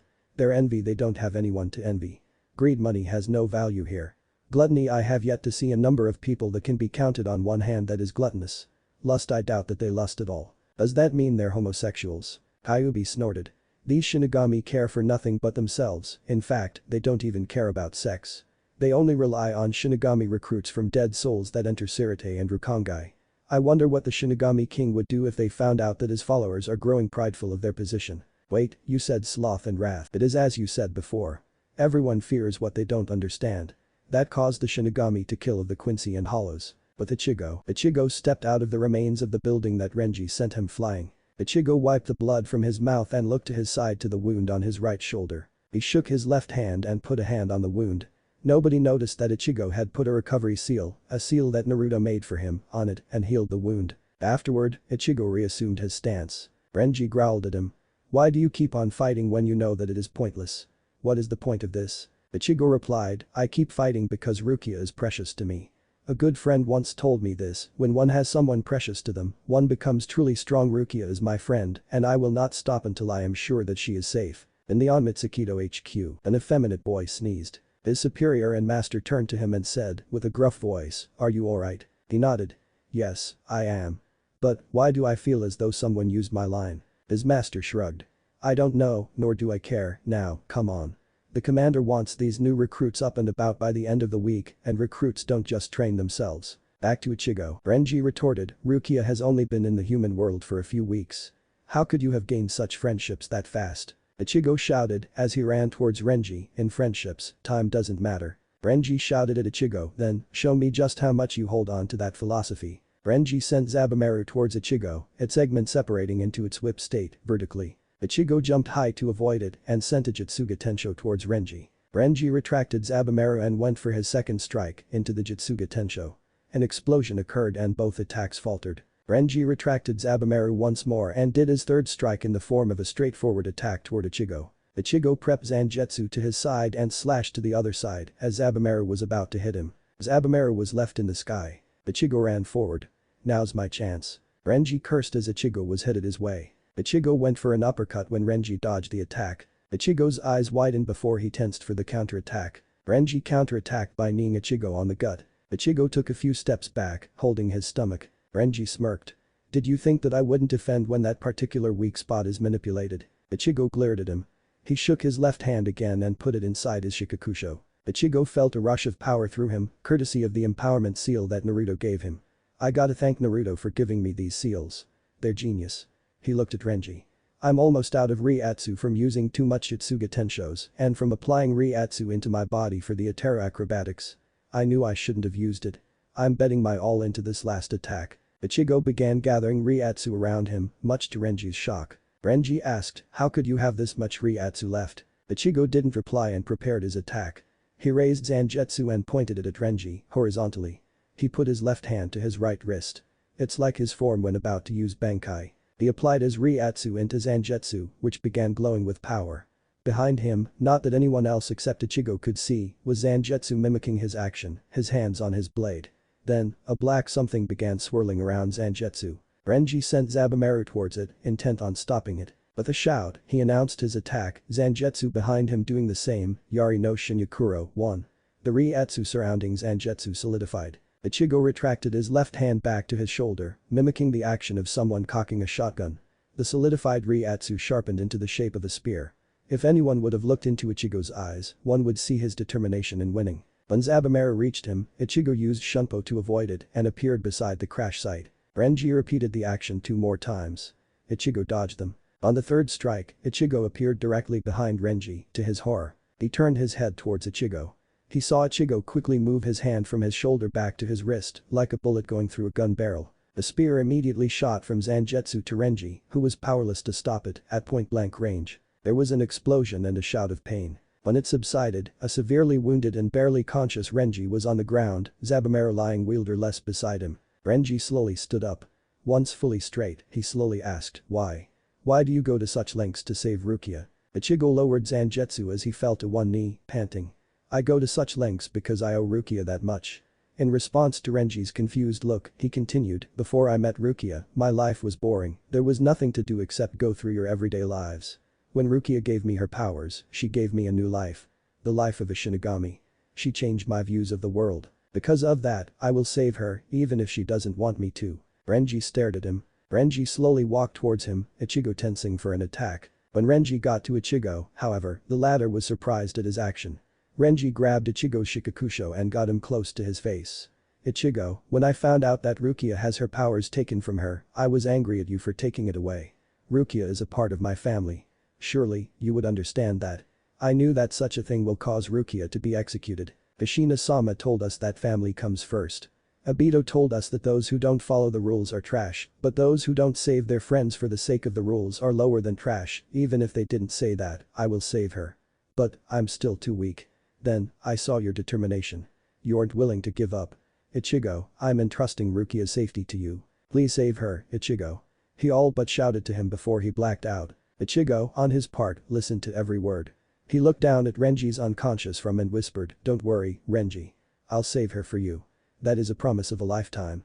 That is the last thing he said before he was unconscious from Reiatsu exhaustion. But Naruto shivered as he searched the 5th Squad's offices for information. Why do I have the feeling that I should be proud of Ichigo more than I should have? That only means that your apprentice is taking after you. Well, I'm going to give him the credit he deserves him. Naruto notices something in the far desk drawer. He walks over to it and sees that it was locked with a high-level sealing technique. Naruto frowned. Out of the other 8 offices I've searched, this is the most protected as of yet. This seal, its design is similar to Itagaku's Kekai Hajin, barrier encampment method. The only difference is that, instead of exploding, it sends a powerful electric shock to the intruder, powerful enough to render the intruder paralyzed and unconscious. Heck, it is enough to render even the Seicho unconscious. How did Sasuke-san manage to get his hands on Fuinjutsu from my dimension and strengthen it? He looked around and found the 4 seals in a 1-foot corner distance from the drawer. He walked to each of them and temporarily disabled them via Fu no Hikase Fuin, 2. The said seal sends a burst of Kyuubi's chakra into the placed seal and disables it. It is active until the user removes it. Upon removal, the Fu no Hikase Fuin becomes obsolete and useless, and the seal that it was supposed to disable will be enabled again, and no one will be wiser. He walked towards the drawer and opens it. In it, he inspects the contents. The first thing he saw, he took it out. His eyes widened. This is not possible. How did Sasuke-san get his hands on this? His eyes narrowed. Aizen, captain of the 5th squad, how much have you been hiding? Naruto removed the Fu no Hikase Fuin as soon as he left the target area and checked the area for anything that could be rendered not supposed to be there. When he found none, he used Hiraishin and got out of there. A few minutes later, the door to the office opened and in entered the office's captain, Sasuke-san. Aizen frowned when he sensed something was different in his office. He searched his office for any discrepancies and found none. He walked over to his protected drawer, deactivated the seals protecting it and opened it. When he did, his eyebrows rose before he smiled. We now have our player. Let the games begin. With Naruto. Naruto appeared in a forest with anti-detection seals. His safe haven for the night. He sat down beneath a nearby tree and meditated, channeling chakra to the calm seal as he did so. With Ichigo. Ichigo slowly opened his eyes and saw himself in a sewer. He slowly sat up and looked around. He saw himself in front of an open cage. Ichigo asked, Naruto, is there any particular reason why you called me here? Behind him, Naruto stood with his arms crossed. Ichigo, I want to tell you to beware of a Sasuke-san. He's the captain of the 5th squad. He has something that I doubt that even my father knows. Ichigo turned around. What is this something? Naruto grabbed something from his pocket and threw it to Ichigo, who caught it. Ichigo opened it and his eyebrows rose. Did you get this from the Aizen's office? Naruto nodded. Yes, he also has knowledge of Fuinjutsu that no one in Sarate knows. No one has yet to know about Itagaku's Fuinjutsu. Ichigo returned the object to Naruto and nodded his head. I got it. I'll be careful of the guy. He disappeared. Naruto asked, did you smell anything from the office? Behind him, 2 rather human-sized red slit eyes opened.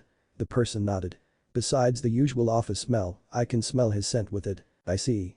Then, there is no doubt that they are working together. Somewhere in a room, Inamori Momo was kneeling, along with Izuru Kira, beside the unconscious form of her friend, Aburai Renji. Then, Renji's captain, Kichiki Byakuya entered the room. They kneeled in respect to the captain. Kira said, we were just about to have 4th squad look over Aburai-kun. Byakuya stared at Renji before simply saying, don't bother. Just put him in a jail cell. Both were caught off guard. Kira asked, Taicho. Byakuya narrowed his eyes. Did you hear me stutter? I said to put him in a jail cell. He put down his lieutenant badge and went out to fight a Ryoka and lost. Momo stood up. But, I have no desire to discuss this further. He is in my squad, therefore, his punishment is given by me. Momo was about to argue when Kira put a hand on her shoulder to stop her. Momo bit her lip and apologized. Byakuya turned and left the room. Momo turned to Kira, how could you stop me, Kira-kun? Kira replied, it isn't wise to argue with Kichiki Taicho, especially if this concerns his family and squad. Well, the least we could do is to have the 4th squad heal him, replied Momo. Then, what are you waiting for?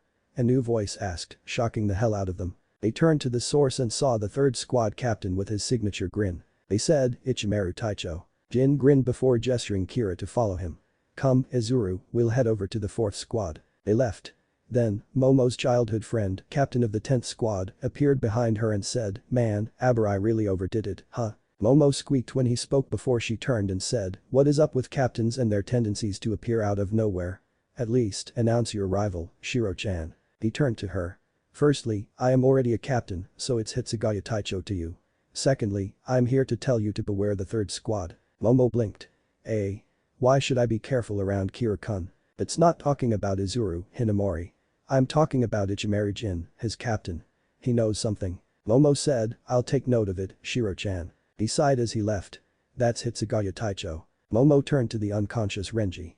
Then, she heard someone enter the room. She turned and saw Minato. She ran over and greeted him. Hello, Namikaze Dono. Minato smiled at her as he patted her shoulder. Hey, Hinamori-chan, how's Renji-san? He's unconscious when he was brought in. Kira-kun said that he was severely wounded by the time he got there. He's met with the Ryoka. I see. Call me if he wakes up. I have a few questions for him. Kichiki Taicho told us to put him in a cell. He'll probably wake up there. Minato sighed. I hope you won't think badly of him. He's just following the rules. He left. Momo waited for any more visitors before she sent Renji to a cell where he was being healed later on. In the 5th squad, Momo knocked on the door of her captain. The door opened and Aizen smiled at her. Ah, Hinamori-kun, what brings you here for the night? Momo asked, can we talk for a bit? Aizen nodded. Of course, come in. I was just writing a letter. Momo blinked as she sat down at a futon. Letter to whom, may I ask? Aizen smiled at her. It is no one important. It is just for a close friend of mine. He continued his writing while Momo kept on talking to him about her problems and such. Soon, she fell asleep. Aizen tucked her in. He turned to his desk and his letter. He folded it and tied it. He left it there as he slowly walked over to his drawer and removed the seals protecting it. After all, no one should know that the captain gained knowledge from the living world. That would be dangerous.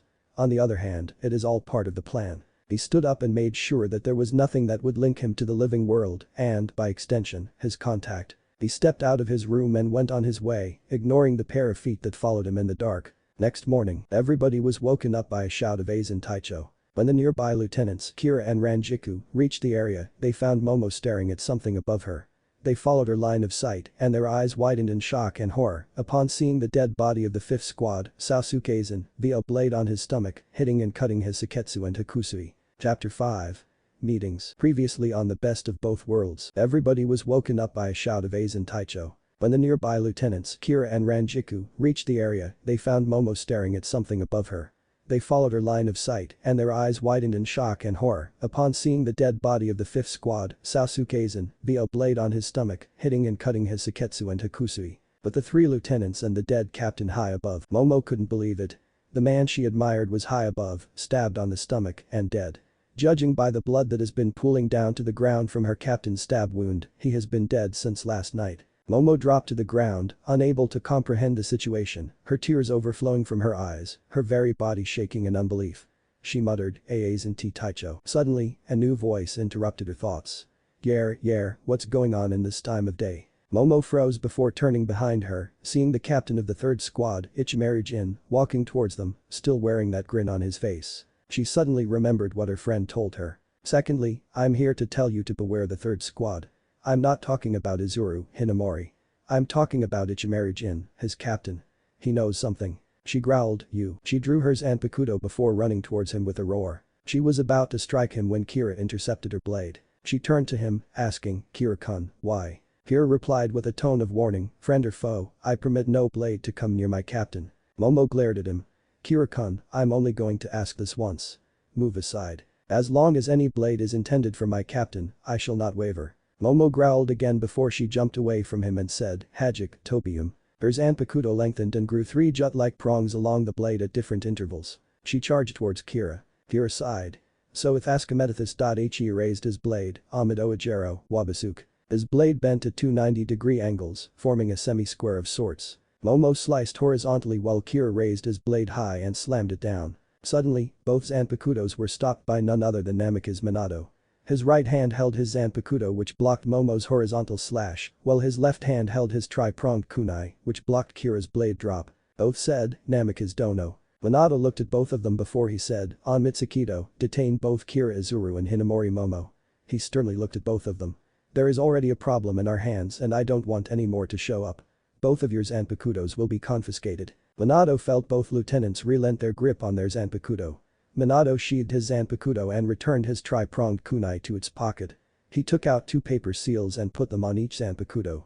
Upon contact, the Zanpakuto vibrated before returning to its sealed form. Minato took both of them into his custody as dozens of Mitsukido troops appeared and detained them, which Kira and Momo took with silence, though Momo still had a deadly glare to Jin. Jin still had his signature grin as he saw Minato watching both his lieutenant and attack get dragged away. That was when he heard someone say, Ichimaru. Jin turned around and saw Toshiro. Ora, if it isn't the child prodigy. What can I do for you? Toshiro scowled at him. Don't think I didn't notice what you intended for Momo. Jin's grin widened. I'm afraid I don't know what you mean, Hitsugaya-chan. Toshiro glared at him. I can deal with your incessant nicknaming of me. However, mark my words, Ichimaru, if there is even a single drop of blood that fell from Hinamori's body, I'll kill you. Jin's grin didn't waver. Well, then, we better stop anyone from hurting Hinamori-chan, don't we? Toshiro scowled even further and narrowed his eyes before Jin walked away. Once Jin was out of sight, Toshiro walked to Minato's side and looked up at Aizen's dead body. Toshiro asked, who do you think did it? That cannot be decided easily. Whoever killed Aizen-san must be powerful yet controlled and unpredictable yet sly. To be able to defeat and kill a captain of his caliber while preventing any kind of Reiatsu outburst, it's quite a feat. But, now is not the time to be dwelling on the killer or his capabilities. For now, let's focus on getting his body down from there and onto the 4th squad for processing. Toshiro nodded as the newly arrived Shinigami grew out of their shock and helped each other and getting Sasuke Aizen's body from the tower. Nobody noticed, however, the figure hiding behind the tower opposite where Aizen's body is. This figure is Namikaze Uzumaki Naruto. He heard the scream of shock from Momo and followed the source and saw the aforementioned lieutenant looking at something above her. Naruto followed her line of sight and only saw a sword stab to the building. He was confused by this. Is it just me or is the girl screaming to a sword stab to a building? I sense an illusion around the blade. From what she's screaming, it must be Aizen's blade. But, the info about Aizen's Zanpakuto said that his Zanpakuto is a mist-type Zanpakuto that uses the mist to create clones of various Shinigami, mainly Aizen himself. And yet neither of us sees any mist nearby. Also, like I said earlier, I sense an illusion around the blade. So, Aizen lied about his Zanpakuto's abilities. His Zanpakuto is an illusion type. Aizen must have the other captains fooled if everybody thinks that his Zanpakuto is a mist type. The mist is another illusion cast by the Zanpakuto to block the actual illusion caused by the blade. The bastard's crafty. I suppose I better leave. There are still 4th, 3rd, 2nd, and 1st squads to go. Naruto slowly walked right back into the shadows. Back to Minato and Toshiro, the former turned around and said, I'll inform the Seitetsu of this. Stay here and escort Sasuke Aizen's body to the 4th squad barracks. Toshiro nodded and Minato left. But Ichigo and his group recovered pretty well since the last fight and they are now crossing a seemingly abandoned area.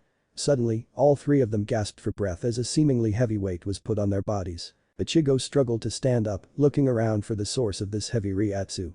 He struggled to trace it only to find the source high above them. It was a man, a really large man. From what Ichigo could see, his hair was spiky with bells at each spike's end. His stance signified that he has been waiting for a long time. He jumped from the pillar top and landed a few feet from the group. From up close, Ichigo saw an eye patch on the man's right eye. He also saw a captain's haori on him, which had torn sleeves. His sword was rusty and seemingly serrated. Ichigo heard of him from Naruto. He is the Juuchi Bantai Taicho, Zaraki Kenpachi. Zaraki Kenpachi is an impatient man when it comes to fighting. Once any mention of a strong opponent reaches his ears, he immediately searches for this opponent for a good fight. Recently, word reached his ear of a powerful opponent, an opponent powerful enough to beat his third seat. Naturally, that piqued his interest. He searched for him. Finally, Zaraki Kenpachi found him, as his third seat said. He had spiky orange hair and his Zanpakuto, as long as he is tall. Kenpachi decided to test him by releasing amounts of his reiatsu. He was impressed when the carrot top struggled to stand up and look around for him. He has promise after all. He jumped down a few feet from the group. Ichigo slowly drew his sword. Minato and Ganju finally managed to stand up, although their breaths were labored and their bodies are shaking and their faces are sweaty. Minato stuttered out, this is Zaraki Kenpachi, the 11th squad captain. He is known as one of the strongest captains in the Gate 13. We don't stand a chance against someone like him. We're doomed. Ichigo said, Ganju, take Hinataru and go. I'll hold him off. If this is who Hinataru says he is, then I won't last for long. Ganju exclaimed, are you crazy, Ichigo? You felt his reiatsu, didn't you? Of course I did. Everybody did. That's why I want you to save Rukia in my stead. I'm entrusting her safety to you. Out of the three of us, only I can hold him the longest. Ganju stared at him for a while, ignoring Hinataru's exclamations. Ganju nodded as he grabbed Hinataru by the back of the collar and took. He said, don't get yourself killed, Ichigo. I don't know how your friends will react once they found out you got killed, before he left. Ichigo smirked once Ganju and Hinataru are out of sight. Don't worry your ass off, Ganju. I have no intention of dying anytime soon. He prepared his Suresu stance. Kenpachi is an offensive fighter. All Ichigo needs is to find an opening while defending, and he'll be fine. Kenpachi grinned just as a pink blur emerged from his shoulder and right in the front of Ichigo. It was a girl with the sash of a lieutenant on her left arm. She said, hi, I'm Kusajishi Ichiru. What's your name? Ichigo blinked. I'm Kurosaki Ichigo. He's unsure what to do in this situation. His opponent, or one of them, just introduced herself. I can tell that you're strong. Do give your best when fighting Ken-chan. He doesn't like fighting weak people. With that, she jumped off to a high pillar and sat there and watched them. Ichigo was now more confused than ever. Wasn't she going to fight him? He shrugged. Oh, well. If she doesn't want to fight, so be it. Kenpachi said, since you already said your name, I'll say mine. I'm Zaraki Kenpachi, 11th squad captain. Now let's fight. Ichigo and Kenpachi ran towards each other, both intent on attacking the other. But Chad reached a seemingly barren open area. He slowly walked towards the open arch when he jumped away as 5 people jumped in between him and the arch. The first person, male, was wearing a pink overcoat with flowery patterns. He had a straw hat on his head and 2 swords on his left hip. He had brown hair, judging from his beard, and gray eyes. The second person, another male, was wearing a gray, sleeveless shirt and brown pants with a green sash covering his neck. He had pink pupilless eyes and sandy brown hair. On his back was a staff with a hook on one end and a flower on the other. What was weird is that he had a stitch going from his chin to his left eye. The third person, also male, was wearing a ninja suit with a flak jacket. He had pale blue hair that reached his back and dark green eyes. His zanpakuto was placed horizontally across his back, like Soifin in Hannibal. The fourth person, yet another male, was wearing a high-collared dark shirt with ninja pants. He had unkempt black hair with unusually red eyes with 3 tomos circling the pupil. His zankato was strapped to his back. The fifth person, again, male, was wearing a dark teal poncho top and light green pants. He had wild light brown hair with green-gray eyes. His zanpakuto was on his left hip. He was the youngest looking person there. He looked like he's in his early teens. The last person, the only female, was on the balcony of the arch. She was wearing a Shinigami uniform with a sash of lieutenant on her left bicep. She had blue eyes which had a tint of violet and long black hair that is tied to a ponytail. In her hands was a basket full of sakura petals that she constantly kept dropping to the ground for effect. Tad clenched and unclenched his fist. The pink-wearing man said, "Oh, boy, we got here just in time." The pink-eyed man blandly replied, "I fail to see why your joy reaches here, Kairaku. Even if we were late in getting here, we would have caught up to him before he got too far." Kairaku sighed before noticing more sakura petals falling. He looked up to his lieutenant. "Nana-chan, you can stop with the sakura now." She didn't seem to acknowledge and kept on falling petals. "Nana-chan, I said." He was cut off as his lieutenant unceremoniously tipped the basket, letting all of the petals fall on him. The others anticipated it and moved out of the way. The teen snickered. "Bull's eye," he muttered. The blue-haired man said, "Enough, Nawaki." Nawaki stopped but had a light snicker that nobody else heard. Kairaku's head popped out of the pile of sakura and muttered, "So cold, Nana-chan." Nana didn't reply. She just stared at her captain from where she was. Kairaku sighed before he emerged from the pile. "Hey, who'll be dealing with the Ryoka?" Nawaki asked enthusiastically. He hadn't had a decent battle in years and he was bored. Kairaku chuckled at him. "Well, since you were the one who asked, why don't you fight him?" Nawaki grinned wide and said, "Thanks, Kairaku Taicho." Kairaku sat down and somehow took out a table and sake bottle. He turned to Chad, before that, "Hey, would you like a drink?" Chad shook his head. "No, thank you. I'm underage." Nawaki said, "Hey. You had those kinds of things at that age." "I don't have that kind of restriction." Chad was quite baffled. This guy seemed to be the same age as he and he didn't have the underage restriction. Where did this guy come from that they let children drink sake? Dan sat down beside Kairaku, who said, "Oh, well, that's too bad. It would pass the time." Chad said, "I take it that you won't move aside." Bigura and Shisui shrugged as they sat down and Kairaku poured them a cup after he gave Dan one.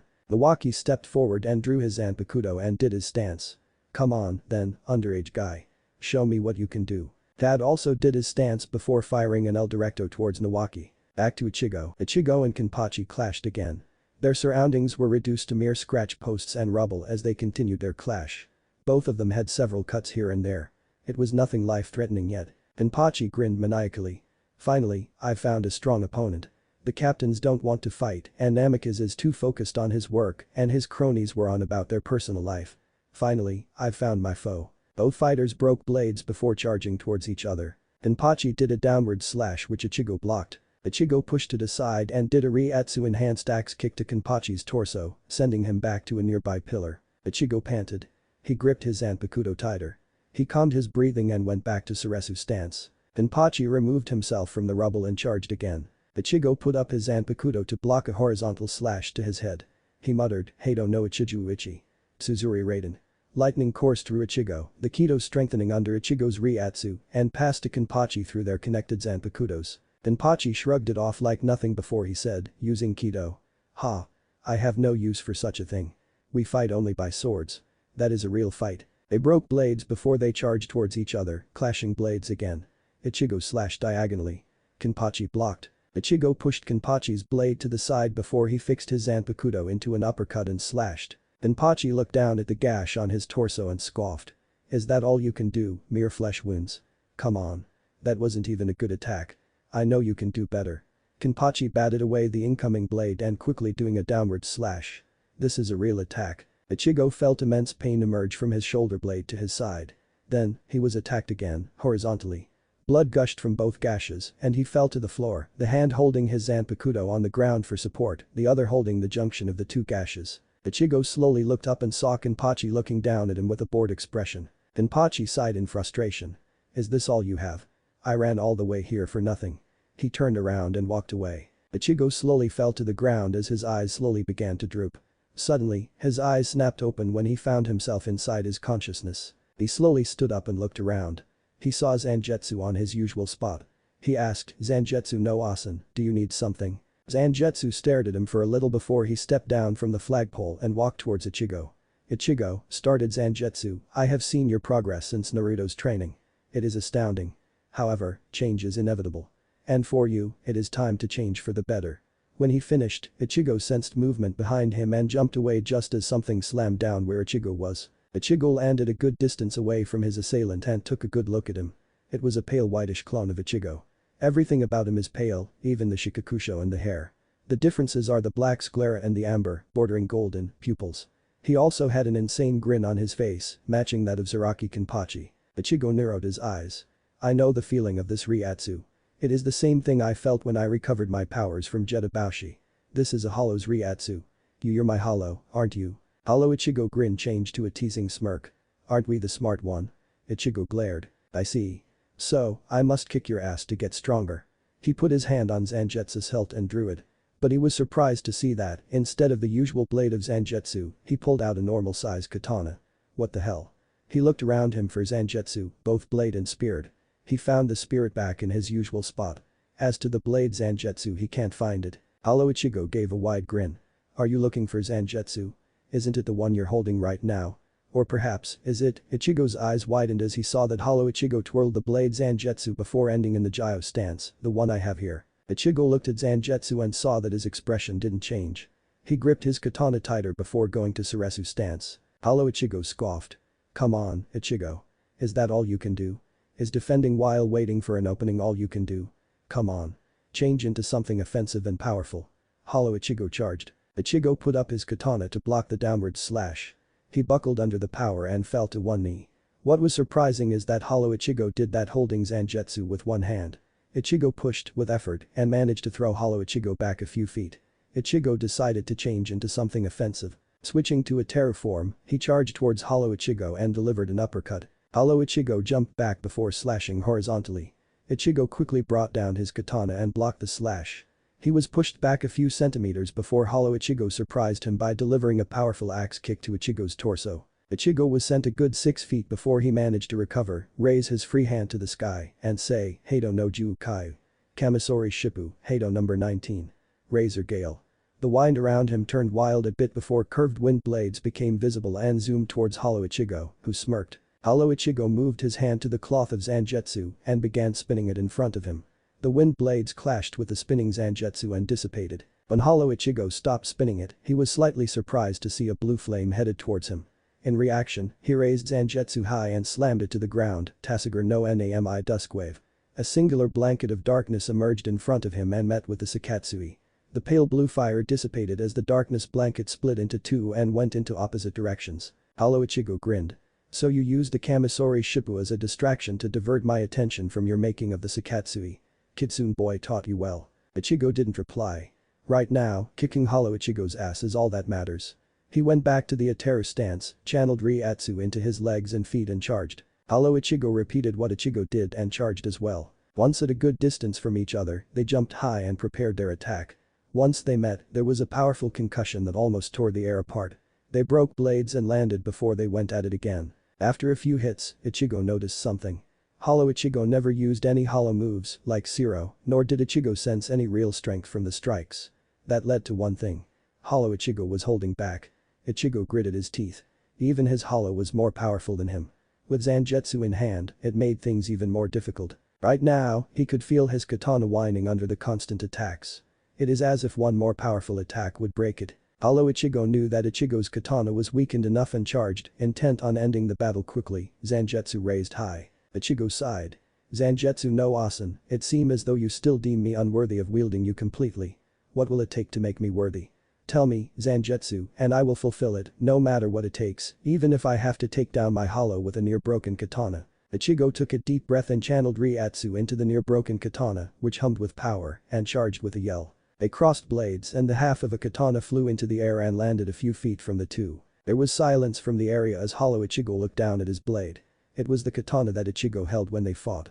In Ichigo's hands was Zangetsu, gleaming in the sunlight that hit the two from the skies. Ichigo was surprised at that. He looked at Zangetsu and saw that he was smiling. He grinned and said, "Thank you for your trust, Zangetsu." Zangetsu nodded and said, "Now, go, Ichigo, you still have an unfinished fight outside." Ichigo nodded and fizzed out of his consciousness. Hollow Ichigo clicked his tongue as he dropped the broken katana to the ground. He turned to Zangetsu, "Zangetsu-san, he's strong. Train him well. Tell that to Naruto as well. Someday, that strength will be mine." Hollow Ichigo dissipated into little particles and Zangetsu looked at the sky. Ichigo, Zangetsu thought, worth is not measured by the number of favors done or the quality of the deed. It is measured by the desire to satisfy a person, no matter the outcome. Seeing clear, blue skies, lack of rain that is enough for me. Do not despair, Ichigo.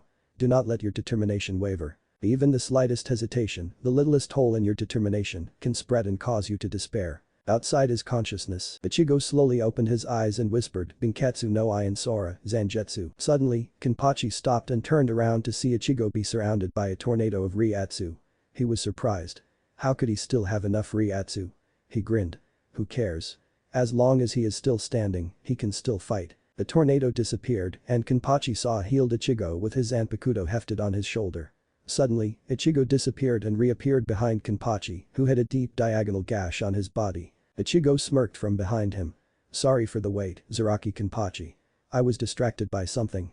Kenpachi turned and quickly brought up his Zanpakuto to block the downward slash from Ichigo.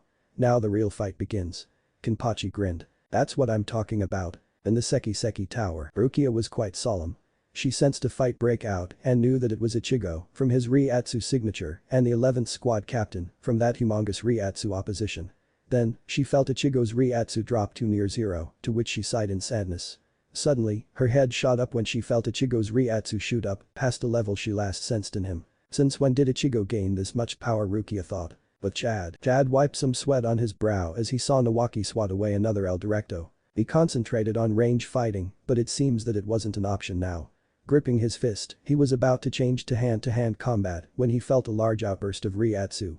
He immediately recognized it. This Reiatsu, it is Ichigo's. However, I do not recall him having this much output. Nawaki whistled. "Well, I'll be a monkey's uncle. Whoever did that must be real powerhouse. That power nears that of a captain. I suppose he's your comrade, huh, underage guy.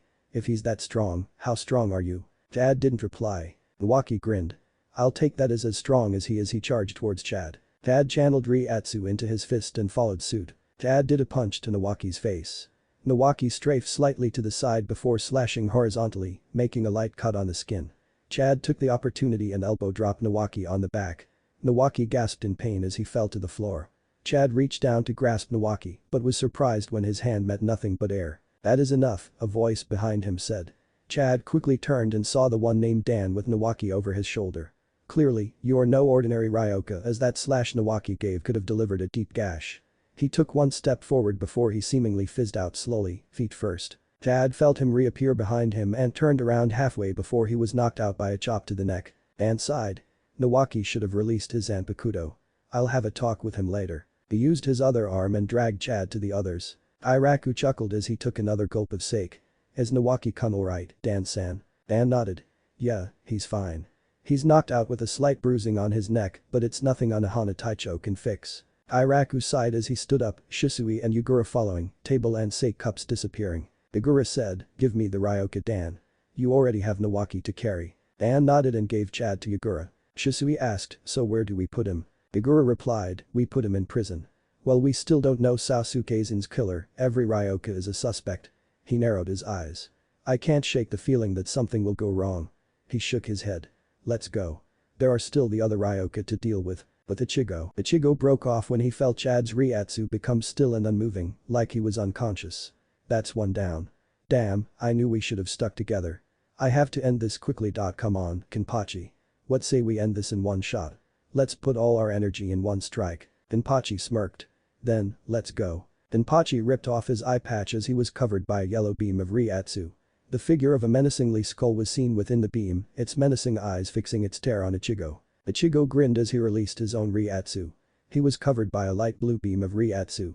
What seemed to be a hollow mask was seen within the beam of Reiatsu, its bloodthirsty eyes glaring at Kenpachi. Both of them charged towards each other with a roar. They clashed. There was a large explosion. In second squad barracks, Naruto quickly sorted through the second squad files when he felt the ground slightly quake and the familiar Ryatsu of Ichigo clash with someone else's powerful one.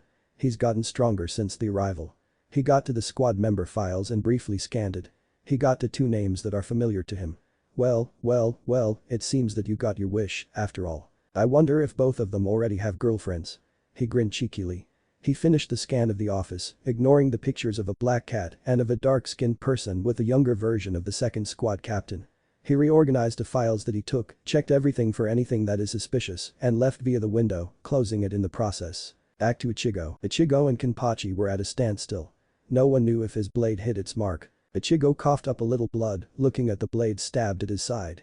I'm sorry, everyone, it seems I can't fulfill my mission after all. He slowly removed the blade before crumpling down at the ground, eyes dull in unconsciousness. Kenpachi scoffed. Sorry, my ass, you're the one who won. He followed suit after Ichigo and crumpled to the floor. Kenpachi's pink-haired bubbly lieutenant landed in front of Ichigo. She knelt down and prodded his cheek. She said, Ken-chan had fun today. Thank you for that. She went over to her captain and, by some magical force, carried him over her shoulder. She said to Ichigo, smiling, don't die, Strawberry-chan. Ken-chan won't like it. With that, she displayed immense amount of strength and agility and jumped away, disappearing into the wind, leaving Ichigo alone. It took a few minutes before someone entered the area. Yorichi got on Ichigo's down body and said, you are truly impressive, Ichigo. To be able to take on Zaraki Kenpachi is no easy feat. She jumped off of him and in front of Ichigo's face. However, that does not explain your sudden increase in power. I can't shake the feeling that you're hiding something from us, Ichigo. But let's not have that discussion here. The others will be here. Yorichi began glowing as she began growing. Time skipped 3 days later. Rukia's execution. Rukia rose to a good height, looking down at the captains and the royal guard and his companions watching her rise. She sighed sadly. At least, Ichigo and the others can leave peacefully. She watched as the spear turned into a large phoenix, a fire-burning, roaring phoenix. How droll. I just wish that I could have said goodbye to Ichigo one last time. Rukia closed her eyes in acceptance. The Sakyoku roared and was about to strike at Rukia when it suddenly stopped. Yo, a familiar voice said. Rukia's eyes snapped open as she looked at her savior. It was a teenage boy with spiky orange hair and piercing brown eyes. He had a large cleaver-like Zanpakuto on his back, blocking the Sakyoku, and was wearing a light brown overcoat with some sort of insignia on it. Rukia whispered, Ichigo. Then, she began shouting. What the hell do you think you're doing? Do you want to die? Ichigo was surprised at her outburst and shouted back, what the hell do you think, you midget? I'm saving you and that's the thanks I get. I don't want to be saved, Ichigo. I accepted this. And who are you calling midget? I'm calling you a midget. Even if you accepted this, I didn't. I'm getting you out of here, one way or the other. With that, he pushed the Sakyoku away and jumped onto the large beam behind Rukia. He raised Zangetsu high and was about to stab down when he saw the Sakyoku prep itself for another attack. He smirked. So you want another fight, eh? Don't worry. You'll have it. Rukia was about to ask what was going on when a blur went past Ichigo's in her heads and grabbed the Sakyoku's beak in his hand. The person said, is this the power of a million Zanpakutos? I expected more. Suddenly, everyone in the hill felt an outburst of demonic energy, an outburst that got Minato's and the others' eyes widened. Then, an arm of demonic energy covered the Sakyoku and crushed it like butter. There was no scream of pain, no roar of torment from the Sakyoku, just a slight pop noise of the crushing. Rukia was shocked. Sure, she expected Ichigo to have enough power to stop the Sakyoku with his Zanpakuto, but this guy just destroyed the Sakyoku. Also, the Yaoki that she sensed was the same energy that Ichigo released during her retrieval. The man jumped to the beam beside Ichigo, and they looked at each other and nodded. Rukia narrowed her eyes. Did those two know each other? Suddenly, Ichigo raised his left hand as the other raised his right hand. Energy gathered around their raised hands, energy that gathered in the form of a swirling ball. Ichigo's had a black core with whitish outlines, compared to the other's white core and bluish outlines. Minato was wide-eyed, so are the others. Obito exclaimed, that's Sensei's Rasengan. Both of them suddenly struck the beam shouting, Fukuyuzora no Rasen, Spiral of the Midnight Sky, and Adama Rasengan. Upon impact, there was a large explosion. When it cleared, Ichigo had Rukia under his arm and his companion was cross-armed as he watched at the others down below. The Seicho was about to step forward when he saw Minato already in front of him. Minato looked at Ichigo and his companion. He said, I know it's you, Naruto. You have the feeling of Kyuubi's chakra and the knowledge of Rasengan. Also, only you would have the audacity to wear orange. True enough, the wind that is gathered in the Sakyoku Hill showed his orange attire. Obito couldn't help the raucous laughter. Ha ha ha ha, what kind of ninja wears orange? That's a laugh. Aizen stopped him when he said, and yet he managed to sneak inside the Hokage tower and get the forbidden scroll of sealing out without arousing the attention of the Anbu guards. Hashirama and Tobirama turned to him. Hashirama asked, he did that, wearing orange. Aizen nodded. He is the most unpredictable ninja in Konoha, sensei. I would even give Kushina a run for her money. Minato ignored the others and he kept his stare towards Naruto. Naruto and Minato stared at each other before Naruto's hands unhooked and he removed both his mask and hood.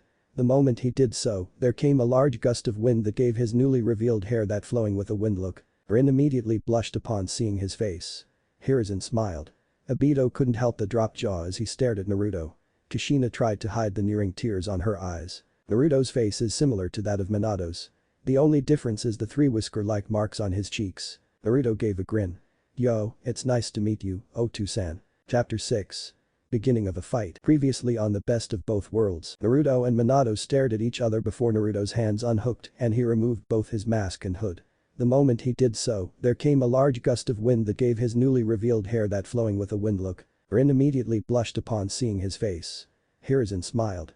Obito couldn't help but drop jaw as he stared at Naruto. Kushina tried to hide the nearing tears on her eyes. Naruto's face is similar to that of Minato's. The only difference is the three whisker-like marks on his cheeks. Naruto gave a grin. Yo, it's nice to meet you, Otu-san. Sakyoku Hill. The various captains and lieutenants were silent as they saw Naruto grinning down towards Minato. Then, they heard someone say, oh, well, it seems that I was a tad bit late in the festivities. Everybody turned to the voice and saw the 13th squad captain, Yukite Chishiro, sighing disappointedly while holding some sort of shield. The second squad captain, Soifin, was wide-eyed. That's the Shihoin shield. How does he have that? Ichigo blinked confusingly at Yuashiro before he diverted his gaze towards the approaching Retied lieutenant. He called, Oi, Renji. Renji stopped running and shouted back, what? Ichigo hefted Rukia on his shoulder. Rukia developed a tick on her brow. Wait, don't tell me you're going to. Ichigo cut her off as he threw the protesting and shouting Rukia towards the surprised Renji. He shouted to Renji, catch. Renji panicked and caught Rukia, staggering back due to force of impact. Renji shouted, what the hell was that about, Ichigo? Ichigo returned, Renji, run. Renji blinked before running off with Rukia, ignoring her protests. The second squad lieutenant, Amida Marichio, muttered, oh Renji. Soifin turned to the other lieutenants and said, what are you waiting for? Get the fugitive back. The first, second and fourth squad lieutenants complied and ran off after Renji. Naruto removed his stare from his fellow former ninjas and narrowed his eyes towards the three lieutenants. Naruto suddenly appeared between the fleeing Renji and the chasing three lieutenants. Naruto raised his head lazily and said, I'm afraid I cannot allow you to pass beyond here. The three lieutenants drew their Zanpakuto and prepared to fight him. The first squad lieutenant, Sasuke Chijiro, raised his Zanpakuto in front of his face and said, Ugate, Gonryamaru. The Zanpakuto changed to a rapier. Amida Marichio raised his Zanpakuto horizontally and said, Butsubuse, Jujetsuburi. The Zanpakuto turned to a spiked bolt connected by a chain. The fourth squad lieutenant, Kitetsu Aizen, swished her Zanpakuto to the side and said, Hasher, Idagumo. Two smaller blades emerged from the hilt in a 45-degree angle. Naruto sighed. So be it. He immediately appeared in front of Amida with his hand extended, finger at the ready at the front of the spiked ball. He whispered, bye-bye. He flicked his finger, sending the spiked ball towards Amida's gut and sent Amida flying back. Then, Naruto titled his body to the side to avoid the sword thrust from Chijiro before he punched Chijiro in the gut, hard. Chijiro gasped in pain as he flew to a nearby rock, knocking him out. Naruto turned to Aizen. He smiled at her before appearing behind her. Aizen stiffened as she felt Naruto's breath on her ear. Naruto whispered, good night, Kitetsu Aizen, before he put a finger on the base of her neck and saying, Raiten. Shinkei Shigeki lightning release. Nerve shock. His finger crackled with lightning before it connected with Aizen's nervous system. The shock is powerful enough to render Aizen unconscious for an hour or two, but not enough to be considered too painful. Aizen let out a little yelp before she slumped to the floor, unconscious. Aizen's little sister, Kitetsu Kiin, shouted, Ni-san. She was about to help her when she was stopped by Soifin, kicked her in the torso to prevent her from going any further.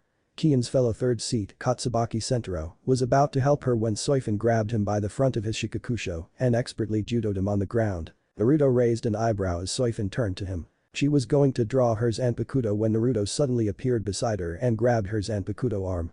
She froze as she turned face Naruto, who was giving her a fox-like grin. He said, I wouldn't do that if I were you, Nai Bantai Taichu-chan. Soifin was disturbed by that smile. It was similar to Ichimeru's, except that Naruto's is more fox-like compared to the snake-like grin of Jin's. Then, the suffix given to her by Naruto clicked and she saw red. Nobody calls her with such a repulsive suffix and lives. She pulled back her opposite leg and went for a kick at Naruto's nape. Naruto's grin faltered a little before he raised his other hand and grabbed the offending leg and did a judo move, pulling her leg with it. He slammed her on the ground before he put a foot under her and put her in the air. He turned around just as a purple blur grabbed Soifin and dashed away. Naruto slowly walked towards his fellow former ninjas. Ichigo landed beside him, facing the opposite direction, where Byakuya was staring at him impassively. Naruto said, "Remember, do not underestimate Kichiki Byakuya. Think carefully and observe his movements and, when the moment is right, strike. Leave the powerful moves as a last resort." Ichigo grinned. "Don't worry, Naruto. I won't beat him that much." Ichigo zoomed towards Byakuya. Naruto smirked at Obito, Rin and Iwaki. Naruto said, "You must be the other two members of Team Minato." He directed this at the first two, "and you must beat Tsunade Bachan's little brother." He directed this at Nawaki. Dan blinked. "Why did you call Tsunade that?" Naruto shrugged. "I don't know. I just want to." Mito noticed something and spoke up, "Is that an Uzushio forehead protector?" Naruto looked up at his forehead protector and said, "Why, yes. Yes, it is." Hiruzen narrowed his eyes in suspicion. "What happened to your Konoha forehead protector?" Naruto gave him a sad smile. "I was banished from Konohagakure no Sado, Sarujuji. I was no longer privileged to keep it." They were shocked that he was banished, none more so than the four Hokages. Minato muttered in a low voice, which radiated anger, "Why did they do that?" Naruto replied, "Uchiha Sasuke tried to defect to Orochimaru, and I was amongst those who were sent to retrieve him." Mikoto was wide-eyed, surprised that her son was defecting to a traitor. "I succeeded in retrieving him, but the civilian council had me banished for severely hurting Sasuke, their supposed loyal Uchiha." Hashirama clenched his fists. Mito put a hand on his shoulder to soothe him. Hashirama did, a little. "What happened to Konoha that this happens? Where have I gone wrong?" Naruto shook his head. "The fault is not yours, nor anyone's. It is the fault of greed and pride. The civilian council has become too prideful of their position that they think themselves gods above all others." Naruto cracked his neck. "Well, we haven't got all day. Let's get on with the fight." Kushina asked, "What?" She just met with her son after a long time and now they're going to fight. She had no intention of doing so. Naruto nodded. "Yep, as far as I can tell, I'm Ryoka, your Shinigami. I break in, you go look for me. We meet. We fight. It's that simple." Kushina bit her lip. Naruto smiled at her. "Think of this as testing your son on how far he has grown." Kushina gave a small smile. "Well, I suppose I have no choice, have I?" Obito interrupted, "Whoa, whoa, whoa. Look, dude," addressing Naruto, who raised an eyebrow at him, "I know that you're strong and all that. But you do know that all four Hokages, the Yonde Mizukage, Kushina-sama, Mikoto-sama, Hitomi-sama, Mito-sama, Shisui-san, Rin-chan, Nawaki, Dan-san, Sakumo-dono, Hizashi-dono, me are here." Naruto smirked. "That's what makes it fun. I'll try my best." He went to his fighter stance. "After all, I didn't gain my SS rank in the bingo book for nothing." Obito scratched his cheek. "Well, you are the fourth to gain it. But, you're fighting 2 SS rankers, 7 S rankers, and 4 rankers, along with us." Naruto gave him a mysterious smile. "Well, I suppose I can't hold back now, can I?" He put his hand on the sword on his back. He slowly drew it and went to his stance. He raised his other hand, and 5 orbs emerged from his sleeve. They were of different colors. One was red, one was yellow, one was brown, one was green, and the last was blue. Naruto took the green orb and inserted it at the hole at the guard. Immediately, the sword glowed green. However, Naruto channeled more chakra to the Ryujin, and the green blade lengthened to a length of 7 feet in thinned. Naruto then made a slashing motion towards the ground beside him. Naruto said, "Case." The moment he finished that word, suddenly, there was a large gash that appeared where the blade traveled. Everyone was surprised. Such control with wind was shocking. Hell, it's the same as the Nidame's control over water. Naruto raised his blade and pointed it at his opponents. "Draw your swords." The sound of drawing blades filled the air. Everyone, save for the Kages and Kushina, Mikoto, Hitomi, and Mito, surrounded Naruto. Obito and Rin started and charged towards Naruto. Behind him, Nawaki went for a stab at him. Naruto quickly spun and parried Nawaki's stab before he grabbed his arm and raised it to block the downward slash from Obito, while putting up Ryujin to block the horizontal attack from Rin. Naruto then threw Nawaki towards the duo, disengaging them from him before he dodged an attack from Dan. Naruto appeared behind Dan and said, "Too slow." Dan immediately turned around to attack Naruto, but slashed air instead. He felt something sharp collide with his back and he flew to the Sakyoku post. Naruto suddenly did a kawarimi with a rock to avoid the slash from Shisui and was found 20 feet from him. Naruto jumped and went for a downward slash but was blocked by Tsukumo's blade. Tsukumo smirked. "Did you really think it would be that easy?" Naruto returned it. "No, and I doubt that the guy behind you would disagree." Tsukumo's eyes widened as he turned around and saw another Naruto with a fox-like grin on his face. He saw him raise a hand, which hit a small, light blue ball on its index finger, and say, "Futen. K's no Tama Amachi, wind release. Wind ball blast." The ball flew quickly from his finger to Tsukumo's forehead. Tsukumo, in response, flew back, his forehead sore from the blast, and hit a rock. Naruto raised his fist and his clone bumped with it. The clone smirked. "This is too easy." The clone dispelled. Naruto gave a smirk of his own. He suddenly zoomed towards his next approaching opponent, Hyuga Hisashi. When he was halfway to Hisashi, he suddenly appeared behind him, in a yellow blur. Hisashi, and the others, went wide-eyed. Naruto whispered, "Futen. Hyaku Kuki Kiritori, wind release. 100 air cuts." Suddenly, Hisashi felt cuts all over his body and he fell to the ground, his body immobile. Naruto turned to his next opponent. Uchiha Shisui, who was standing immobile a few meters from him. However, his stance and his eyes say that he's wary of Naruto. Naruto smirked and gave a bow.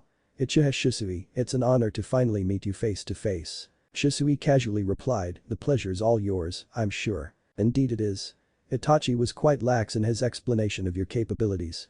"I only heard that you are renowned as Shunshin no Shisui in the bingo book and is known as the second prodigy of the Uchiha clan." Shisui nodded. "Yes, I am. Judging by your tone of familiarity with Itachi, I would say that he did carry out the plan we set up." Naruto nodded. "I see. Well, I suppose I should release my Zanpakuto, then." He flipped his blade to the backhand fashion, raised it so it was parallel to the ground and said, "Jiken no Jaija no Yugama, Jinsashisan, distort the dimension of time, illusory gaze." Shisui let go of his Zanpakuto as it began spinning and glowing. When it stopped, the Zanpakuto looked like a double-edged broadsword with vines spiraling towards the guard acting as the hilt. Shisui grabbed the floating Zanpakuto and charged towards Naruto. Naruto stared into Shisui's eyes, prepared his Ryujin, ignoring the glowing of Jinsashisan, and was surprised when he felt something slash his back. He turned around and saw Shisui with his fist towards his face. Naruto was caught unaware and recoiled back, touching his bruised face. He frowned. "How did he get behind me without me sensing him until too late?" He looked back up into Shisui's eyes. Again, he ignored the glowing of Jinsashisan. Suddenly, his eyes widened before he ducked under a sword slash that came above him. On reflex, he jumped away from the source. When he recovered, he looked back and saw Shisui standing there, calmly. Naruto narrowed his eyes at Shisui. "That was close. It's a good thing that my reflexes saved me." Then, he jumped high to avoid a sword thrust that he sensed behind him. Looking at the source, he saw Shisui with his arms stretched out. "What the hell is going on?" Then, he heard the Kyuubi scoff. "You really are an idiot if you can't sense an illusion that's happening." Naruto landed on the ground, only to jump to the side to avoid the downward slash from Shisui. "Kyuubi, what do you mean?" Kyuubi sighed. "Your reflexes are heightened by your cautiousness. The first hit by Uchiha Shisui wasn't dodged on time because you were too cocky. Now that you are focused, your reflexes increased. And while you were at it, I can sense an illusion that occurs a second before he strikes." Naruto raised his Ryujin to block a horizontal slash. "And how does that happen?" Naruto and Shisui broke blades. "Use your brain, numbskull. What happens before the Uchiha strikes? What were you doing? What was the Uchiha doing? What was his Zanpakuto doing?" Naruto suddenly flipped backward, dodging a heel drop from Shisui. "How the hell does that help? Just answer it." "Fine, I was looking at Shisui's eyes then, his Zanpakuto glows and." Kyuubi's eyes rolled. "And now you get it. Every time you stare into the Uchiha's eyes, his Zanpakuto glows and he strikes. It's quite fitting, Jinsashisan illusory gaze with the power of his Zanpakuto and his prowess and speed, it's quite understandable why he is chosen to be a member of your father's group." Naruto smirked, getting Shisui's attention. "Come on, Uchiha Shisui, is that all you got?" Shisui frowned. He was too serious before and now he's back to his cocky self. "Could he have figured out my ability?" Jinsashisan replied, "It is possible, Shisui-kun. He is the Jinchuriki of the Kyuubi no Yoko, a beast that is not easily swayed by simple illusions." Then, this fight has gotten a whole lot harder. Shisui gripped his Zanpakuto harder. "What do you suggest?" "Act with more caution and if things get tough, use Bankai." "I see. I appreciate the advice." Naruto continued his stare at Shisui's eyes. Then, Naruto smirked as he suddenly turned around and blocked a slash from Shisui. Then, Naruto followed through with a punch to his face, only to meet air. Naruto ducked to avoid a slash and did a leg sweep. Shisui jumped over the leg sweep and did a heel drop. Naruto raised his free arm to block it and did a quick and powerful uppercut that almost hit Shisui, if not for his activated Sharingan enhancing his sight. Shisui jumped away from Naruto and wiped some blood on his forehead that was caused by a light cut from Naruto's missed uppercut. Naruto stood up and cracked his neck and was about to charge when his eyes went to the side and he dodged a punch that cracked the ground. Naruto narrowed his eyes at his new opponent or opponents. Inyazuka Rin, Uchiha Ibito, Senju Nawaki, Haddock Tsukumo, Hyuga Hisashi, and Kato Dan were back in the game. How did Uzumaki Mito, Kyuubi growled, her powers of healing are even higher than Senji Tsunade's. No doubt, she was healing the others while you were fighting the Uchiha. Naruto growled loudly, gaining the attention from everyone. I need to deal with them all so that they're occupied with fighting me. How can I do that when the others are watching me fight the others? Then, release your full power. That's the only way you can get their attention. If I do that, then that would reveal my power level immediately while I have nothing on the others. It's either that or you immediately go for them, ignoring the other ones. That could work if not for my lack of knowledge about my other enemy's abilities. Fine, oh smart one, how will you go about it? Naruto's conversation was cut off with numerous shouts. Ozen no Tobo, Jitsuro, Howl in Preservation, Moon Wolf. Dia no Monai Sancho, Mekuraken, See Between the Lines, Blind Seer. Dejeki Mamoru Tame, Ryabuki, Attack to Protect, Draconic Arms. Surinuku Isai no Shagai, Zaje Ari, Pierce All Obstacles, Ivory Spear. Bakura o Idomu Hito, Unmate Tababito, Blind Those Who Defy You, Fateful Wanderer. Hiki o Kondo, Fukushuin, Confuse Your Enemies, Vengeful Shade. There was an outburst of power, and Naruto had to cover his face to avoid the flying debris from the outburst. When it subsided, Naruto saw the changes in their Zanpakuto. Her Zanpakuto changed to a long cleaver that is oddly shaped like a fang tooth. The cross guard was shaped like a crescent moon, while the hilt had something that resembled a wolf's tail at the end. For Ibito, his Zanpakuto began spinning fast and turned into a drill with multiple segments and 3 tomos on each segment circling the center. For Nawaki, his Zanpakuto thinned and lengthened until it became a rapier with a dragon image as the cross guard and 2 dragons, one red, one blue, circling the blade of the rapier. For Tsukumo, his Zanpakuto hilt extended to unbelievable lengths and the blade turned wide and shortened until it became a normal spear tip. For Hisashi, his Zanpakuto melded with his hands and glued themselves to his fingers, forming gloves. The gloves are wide in color and the fingertips are sharpened to a point that it matches Futon Chakra effectiveness. Also, Naruto noted the very small but powerful explosives hidden within every fingertip that is set to explode upon application of Ryatsu. Lastly, for Dan, his Zanpakuto changed to 5 glowing orbs that circled Dan quite quickly. Dan suddenly began floating as his clothes turned pure white. Naruto clicked his tongue as he gripped Ryujin tighter. Then, he grinned, to the other's surprise. Well, what are you waiting for? Let's go. Both Naruto and the group before him charged towards each other. But Ichigo and Byakuya dodged another slash from Ichigo before putting up his sealed Zanpakuto to block a strike from another Ichigo. A few meters away, Ichigo smirked as he watched Byakuya dance around the field, dodging and blocking his clones. Then, he saw the last 2 Ichigo clones get destroyed. Oh, well, I better fight him now. He slowly walked towards Byakuya, who was still keeping a cool demeanor while drawing his Zanpakuto. Byakuya said, "Are you done delaying the inevitable, Kurosaki Ichigo? I must admit. I was surprised when you used the Riryoku of Soul Society to create your clones. However, they were still no match for me." Ichigo hefted his Zanpakuto on his shoulder while he tilting his from side to side, lazily. Blah blah blah, won't you shut up? This is a fight, Kichiki Byakuya. This is no time to talk. Byakuya narrowed his eyes. And so it is. He pointed his Zanpakuto towards Ichigo. Then let us have this fight, Kurosaki Ichigo. And I will show you your error in daring to infiltrate Sirte and rescue a felon. And when you have fallen, I will be the one who will execute Rukia. Ichigo's eyes hardened. Before we begin, let me ask you something. Why do you want to kill Rukia so badly? She's your Amato. It's your role as the Oni-san to protect her from everything that seeks to harm her. You would not understand. Rukia broke the laws of Soul Society and, therefore, must face the consequences. But she's your sister. Don't you feel anything even when she was about to be skewered by that spear? Byakuya shook his head. Such emotions are pointless and futile in the long run. I have been trained to resist acting on such emotions and impulses. Training has nothing to do with this. This is family bonds, something that is beyond the parameter of laws. Surely you have felt something like that in the past. Byakuya closed his eyes. The past is irrelevant to the present. He opened his eyes and stared at Ichigo's outraged look. Why do you look at me like that, Kurosaki Ichigo? The past is the past. It is merely history. We focus on the present. Moreover, how could you form such a powerful bond with Rukia so quickly, despite her only being there for less than a year? Ichigo narrowed his eyes as he put his hand on his Zanpakuto. You would never know true bonds, Kichiki Byakuya. True bonds do not need to be a year or more long to form. Then, his Zanpakuto glowed and Ichigo said, Jinjutsu. Kai. There was a puff of smoke, and Byakuya saw his cleaver turn to his Zanbato. Byakuya frowned when what Ichigo said clicked in his mind. Jinjutsu, you used an illusion to hide your blade. But why would you do that? Ichigo grinned. So I can do this. He raised his Zanpakuto high in the air and exclaimed, Binkatsu no Ian Sora, Zanjetsu. Then, there was an outburst of Ryatsu that got Byakuya's brows to rise. I see. So you were holding back when you fought my lieutenant.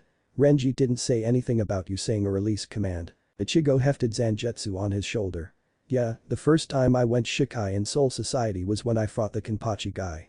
He removed it from his shoulder and pointed it at Byakuya. Prepare yourself, Kichiki Byakuya. He charged at high speeds, surprising Byakuya at his sudden increase of speed. Byakuya put up his Zanpakuto to block Ichigo's strike before he pushed him away. So your Shikai augments your abilities even more than when you are in your sealed state, Byakuya stated. However, augmented speed pales in comparison to the strength of 1,000 blades attacking all at once. Byakuya raised his Zanpakuto vertically in front of his face and whispered, Chire, Senbonzakura. His blade glowed pink before it broke down in little pieces that looked like cherry blossoms, hence the Shikai name. It broke down until it stopped at the hilt. Ichigo raised his Zanpakuto in preparedness. Then, his eyes caught something move in his peripherals and jumped away, just as the cherry blossom slammed down at his original place. Ichigo used Shunpo to appear behind Byakuya, but Byakuya used the same thing to escape Ichigo's slash. Then, Byakuya pointed his hilt to Ichigo's direction, and the petals circled around Byakuya before it charged towards Ichigo. Ichigo used Shunpo again to avoid the petal burst.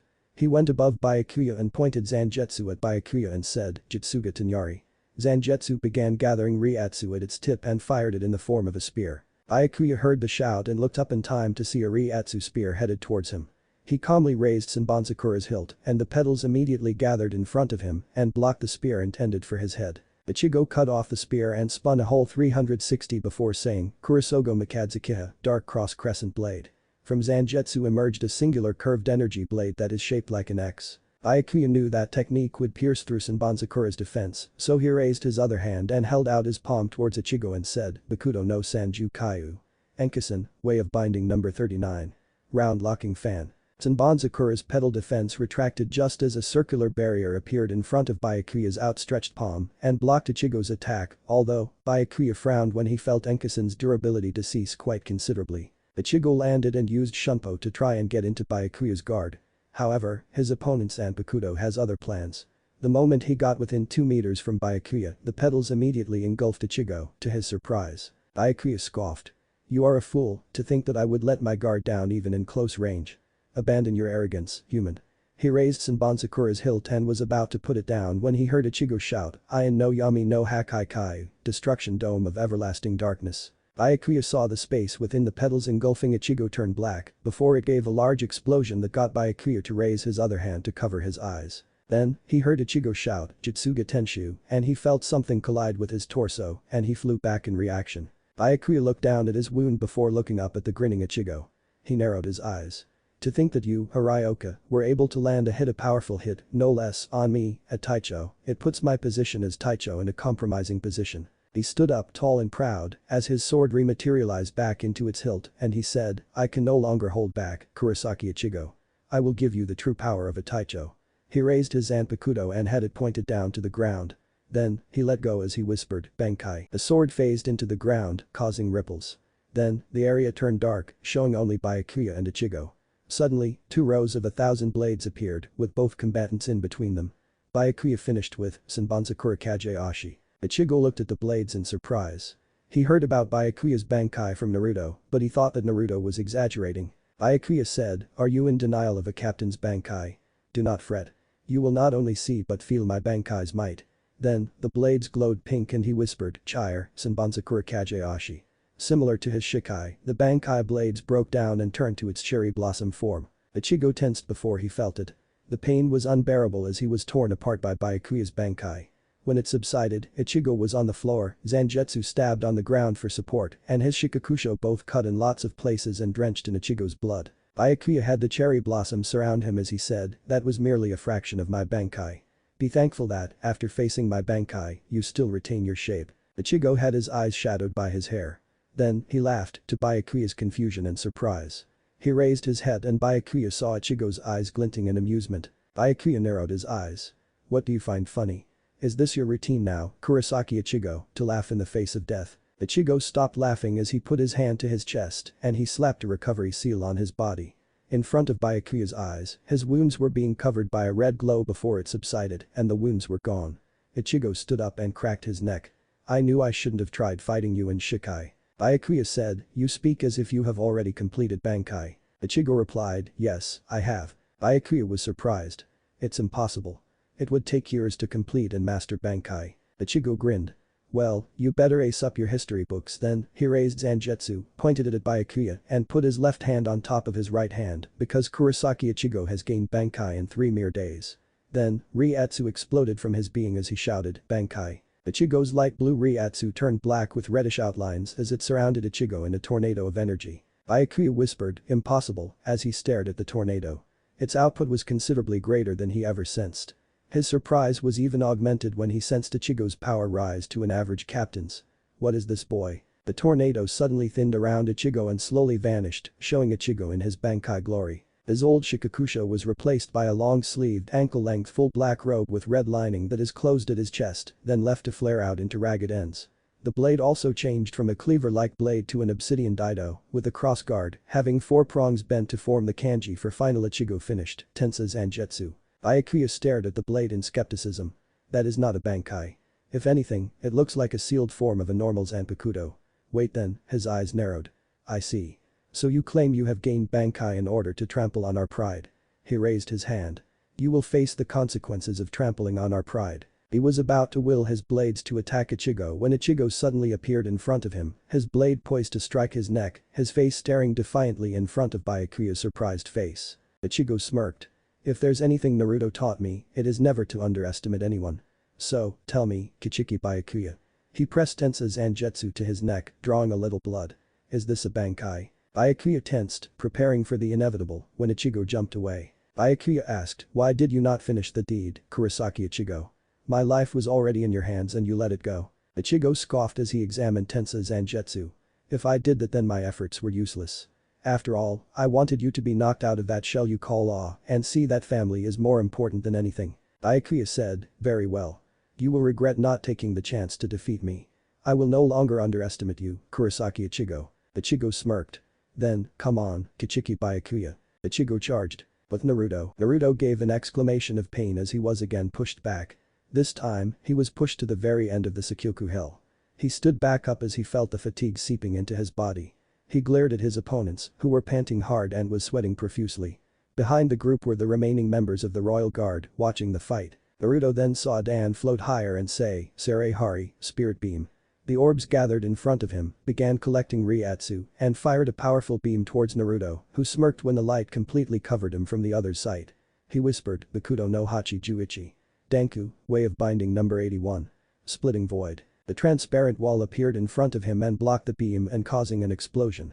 Naruto then feigned contact and flew back with a fake exclamation of pain towards the grounds of Sirte. When the explosion stopped, everyone looked at Naruto as he hit a building with a loud smash. Kushina looked worried while Mikoto and Hitomi suddenly felt worried for unknown reasons. Minato said, come on.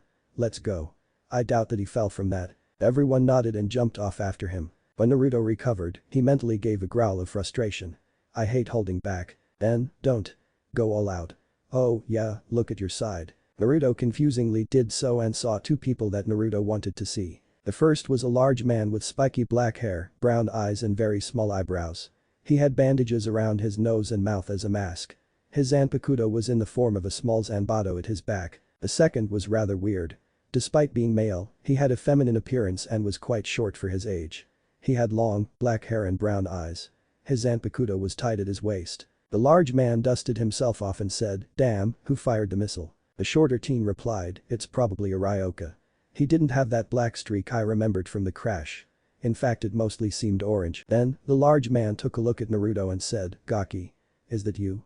Damn, I never thought we'd meet again like this. The teen blinked. Naruto-kun, what are you doing here? Naruto scratched the back of his head. It's a pretty long story. But, who cares about me? What about you guys? I never thought that you guys would actually still be in the same place after you guys died. So, which division are you guys on, Zabuza, Haku? I saw in the second squad info base that you two are still in circulation. Zabuza shrugged. It's still in debate. Soifun Taicho and Zaraki Taicho continuously debated on which division gets me. My proficiency in silent killing makes me available in the second squad, but my lust for battle in my Zanpakuto makes me available in the 11th squad. Haku, he tilted his head towards his apprentice, is also in debate, but with the 4th and 2nd.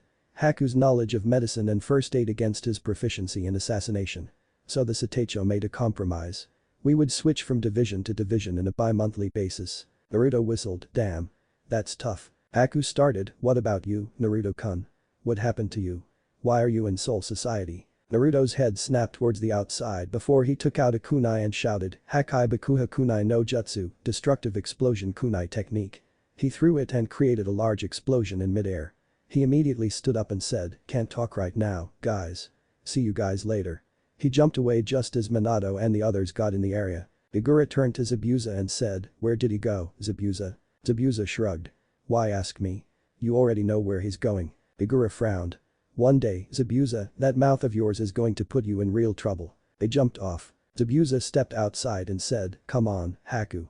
Let's see if we can join their fight. Haku nodded and followed after Zabuza towards Minato's group. Naruto landed in front of the forest as he looked behind him and saw his opponents following him. Naruto looked back to the forest and went further in. Now, you're in my territory. Chapter 7. The Art of Combat. Previously on the Best of Both Worlds. Naruto landed in front of the forest as he looked behind him and saw his opponents following him. Naruto looked back to the forest and went further in. Now, you're in my territory. In the forest, Minato and his group stared down at Naruto, who's currently leaning lazily on a tree trunk with the Ryujin tightly held in his right hand. Then, Naruto got off the trunk before he flashed to the group. Minato's eyes narrowed before he drew his Zanpakuto and flashed towards Naruto, simultaneously. There was a clang. Father and son crossed blades. They separated blades. Naruto put one step forward and did a downward slash. Minato took one back and raised his Zanpakuto up to block it. Then, Obito and Rin came at him and shouted their respective attacks. Risenso, Spiral Spear, and Hoko no Kohai, Roar Devastation. Obito's drill began spinning and gathering Ryatsu. Then, it extended at impossible speed towards Naruto. Rin's cleaver vibrated before it glowed and sent out a supersonic beam towards Naruto. Naruto's eyes narrowed as he adjusted his stance so that his Ryujin arm was at the opposite side of his body. Then, he whispered, Kumo Ryu Mikizukijiri. Then, he swiftly disengaged his blade from his father's before he made a wide slash that sent a matching wide wind blade that blocked all three attacks. Then, Naruto jumped back, avoiding Nawaki's downward stab and pointed a finger towards him, Heido no Yon. By Akurai. From his finger emerged a blue bolt of lightning that flew at high velocity towards Nawaki. And, however, appeared in front of the beam, the orbs in front of him, and said, Kiero, vanish. The orbs began spinning around the center as the lightning hit it. However, instead of either the lightning beam penetrating the orbs or the orbs exploding from the contact, the lightning beam just went inside the circle, vanishing from existence. Naruto flipped away to dodge his Zanpakuto slash drop from Zabuza and quickly put up Ryujin to block the attack from Tsukumo. Naruto pushed him away before he sent another wind blade towards Tsukumo. Tsukumo twirled the spear above his head before he brought it down, dispelling it completely. Naruto raised his free hand and formed one-handed seals. Everyone's eyes widened. Then, Naruto said, Futen. Race and Fu, wind release. Spiral winds. He expelled a huge amount of wind which began spinning wildly as it sped towards the group. Nawaki got up front and swung Raibuki, saying, Kori no Aiki, breath of ice. The blue dragon wrapped itself around the tip of the blade and opened its mouth, where a blue mist emerged and froze the spiraling winds halfway. Nawaki jumped high and smashed the frozen attack into pieces. He grinned. You'll have to do better than that. Naruto frowned before he zoomed towards the group. Shisui met him halfway and went for a diagonal slash. Naruto blocked it and quickly managed to punch him in the gut. Then, he turned around to block a downward strike from Tsukumo, then he said, Futen. Takiha, wind release. Air wave. Ryujin vibrated a little before it expelled a large amount of air that sent Tsukumo flying. Then, his eyes caught some movement behind him and he used Hiraishin to get into the air and avoid the attack, only to curse as he saw his father right in front of him. Minato manipulated his son's surprise and pointed a hand at Naruto and said, Sakatsui. Before Naruto could block, he flew back, his cloak singed from the Sakatsui blast. He recovered just before he landed but was met with Kushina with her hand outstretched with a ball of Rasengan on her palm. Naruto's eye went wide. Shit. He used Hiraishin to get back into the air again only to meet Mikoto and Hitomi, both of whom kicked him back down to the ground where Kushina's Rasengan connected with him. Naruto flew through a huge number of trees. As Mikoto, Hitomi, and Minato landed beside Kushina. Then, there was a shout of Hato no Nanaju-san. Saren Sakatsui. A very large blast of blue fire sped through the columns of trees towards the group. Azashi appeared in front and extended both his gloved palms towards the enclosing fireball. Ryatsu expelled from his palms as he said, "SM sorry Ashitsum, twin empty palm expulsion."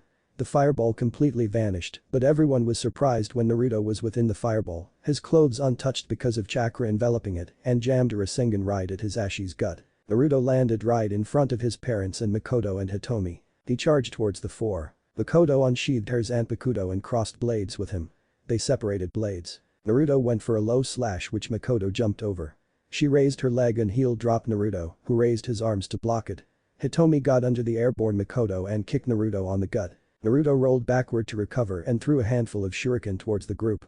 Mikoto and Hitomi stepped back as Minato went forward and quickly dispatched a number of shuriken. Then, before Naruto could perform another move, he jumped away as Mito's fist impacted on the ground where he was before. Not even a second later, a 2-foot deep crater formed on the ground and a very deep hole was dug right below Mito's fist. Naruto's eyes went wide. What is up with Senju and Uzumaki and their incredible desire to have power punches? The other dark guy gave a chuckle. Why are you so afraid, Naruto? Is little Naruchan scared of a little punch? Naruto's brow twitched as he ducked under a roundhouse kick from Hiruzen and performed a leg sweep. Shut up, Yami. I don't have time to deal with your untimely bullshit right now. Yami cackled. You handled Kyuubi before, haven't you? And these guys are a lot weaker than the Kitsune. What's holding you back? Naruto kicked Dan away while sending a wind slash towards Sakumo, who dispelled it. Just shut up, alright. I need to concentrate. Naruto made a one-handed seal and said, Futen. Hanachiri mai. A whirlwind of petals attacked the group. Then, he closed his eyes. Kyuubi, I'll need to borrow your chakra. Kyuubi gave a chuckle. Then, by all means, go for it. Naruto's eyes snapped open, just as the group dispelled the petal whirlwind. That was when the group went wide-eyed. Naruto grinned as he saw them take in his new form. Naruto's whole body was completely encased with fire, flickers of flame escaped his body. His normally blue eyes have turned orange. On his head were two strange protrusions that seemed like horns. Around his neck were 6 magatama. There was a swirl on each shoulder with one horizontal line connected the two. In the middle of the line was another line perpendicular to it which split into 2 upon 2 inches from another swirl on his stomach. The two separated lines stopped just a few inches below the waistline. Kushina's and Mito's eyes went wide. This is a true chakra mode. Hashirama were silent in surprise. Minato, however, was frowning, the reason for which is unknown. The others were shocked at his appearance. Zabuza whistled. Damn, the brat has some new wardrobe. Naruto grinned before he appeared in front of a surprised Minato. He jammed a Rasengan into his gut before he appeared in the middle of the circle of Kushina, Mikoto, and Hitomi. Naruto grabbed Mikoto and Hitomi by the back of their collars, while a chakra arm emerged from his back and grabbed Kushina, who let out an eep in surprise. Naruto began spinning and threw them back at the group. Kushina and Mikoto rubbed their behinds while Hitomi gracefully landed on her feet. Hitomi gave a playful giggle as Kushina and Mikoto glared at her. Then, they heard the sound of a Rasengan on both sides. They turned to it and saw 2 more Narutos in the same chakra shroud with a Rasengan on their hands. The one on the left raised his Rasengan high. His Rasengan was colored light blue and was smaller than the original, but had 2 sets of quad blades rotating around it, one on top of the other. He grinned and said, Futen.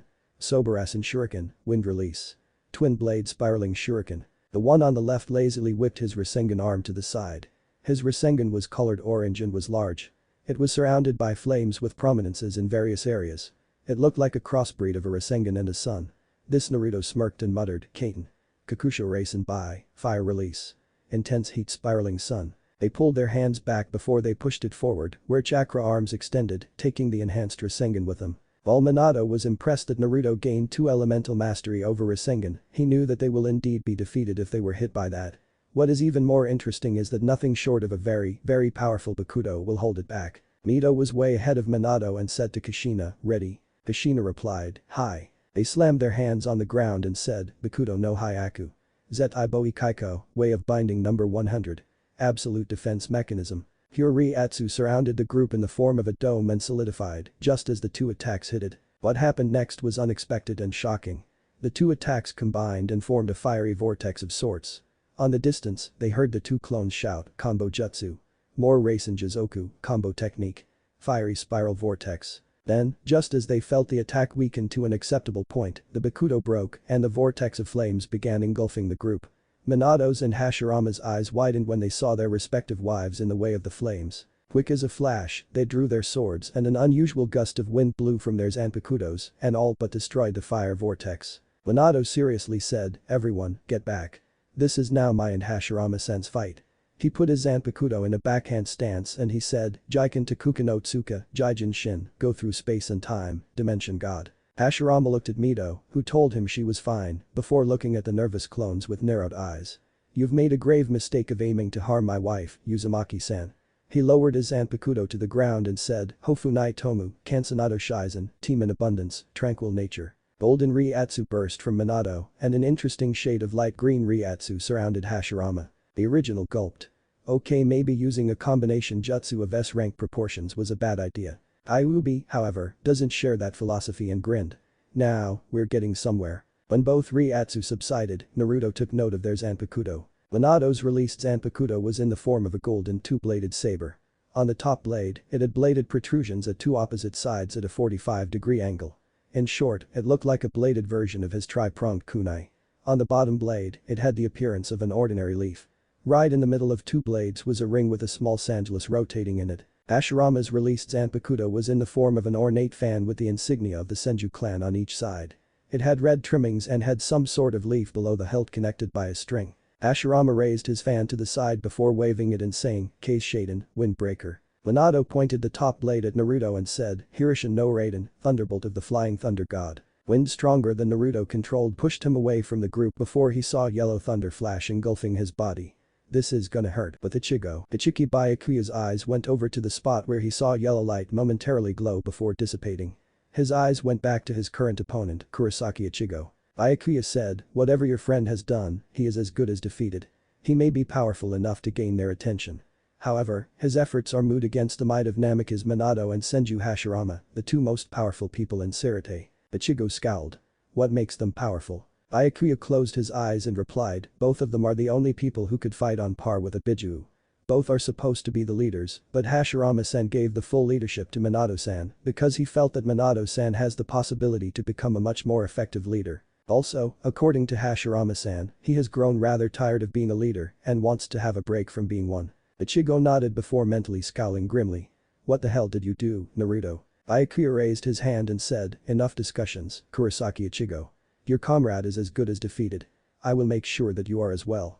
He raised his hand and made a crushing motion. Senbonzakura's petals gathered in front of him and formed a ball of sorts.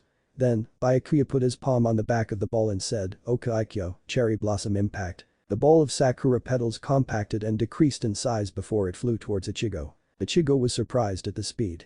It was only a few notches below his Bankai's current speed. Ichigo prepared Tensa's Anjetsu and performed an uppercut that made the sakura ball burst into its original form. Byakuya said, "You fell for it." Ichigo's eyes went wide. "What?" Byakuya raised his hand and waved it to the side, saying, "Senharengo, Thousand Blade Union." The petals surrounding Ichigo sharpened and quickly covered Ichigo. Ichigo cursed as his vision was filled with pink. He applied Riatsu to his body and barely managed to get out of the petals before it slammed down on Ichigo's previous position. Byakuya raised a brow. "Your Riatsu control is quite formidable for someone of your Riatsu reserve if you manage to dodge every single petal of Senbonzakura Kageashi without showing any signs of difficulty." Ichigo smirked cheekily.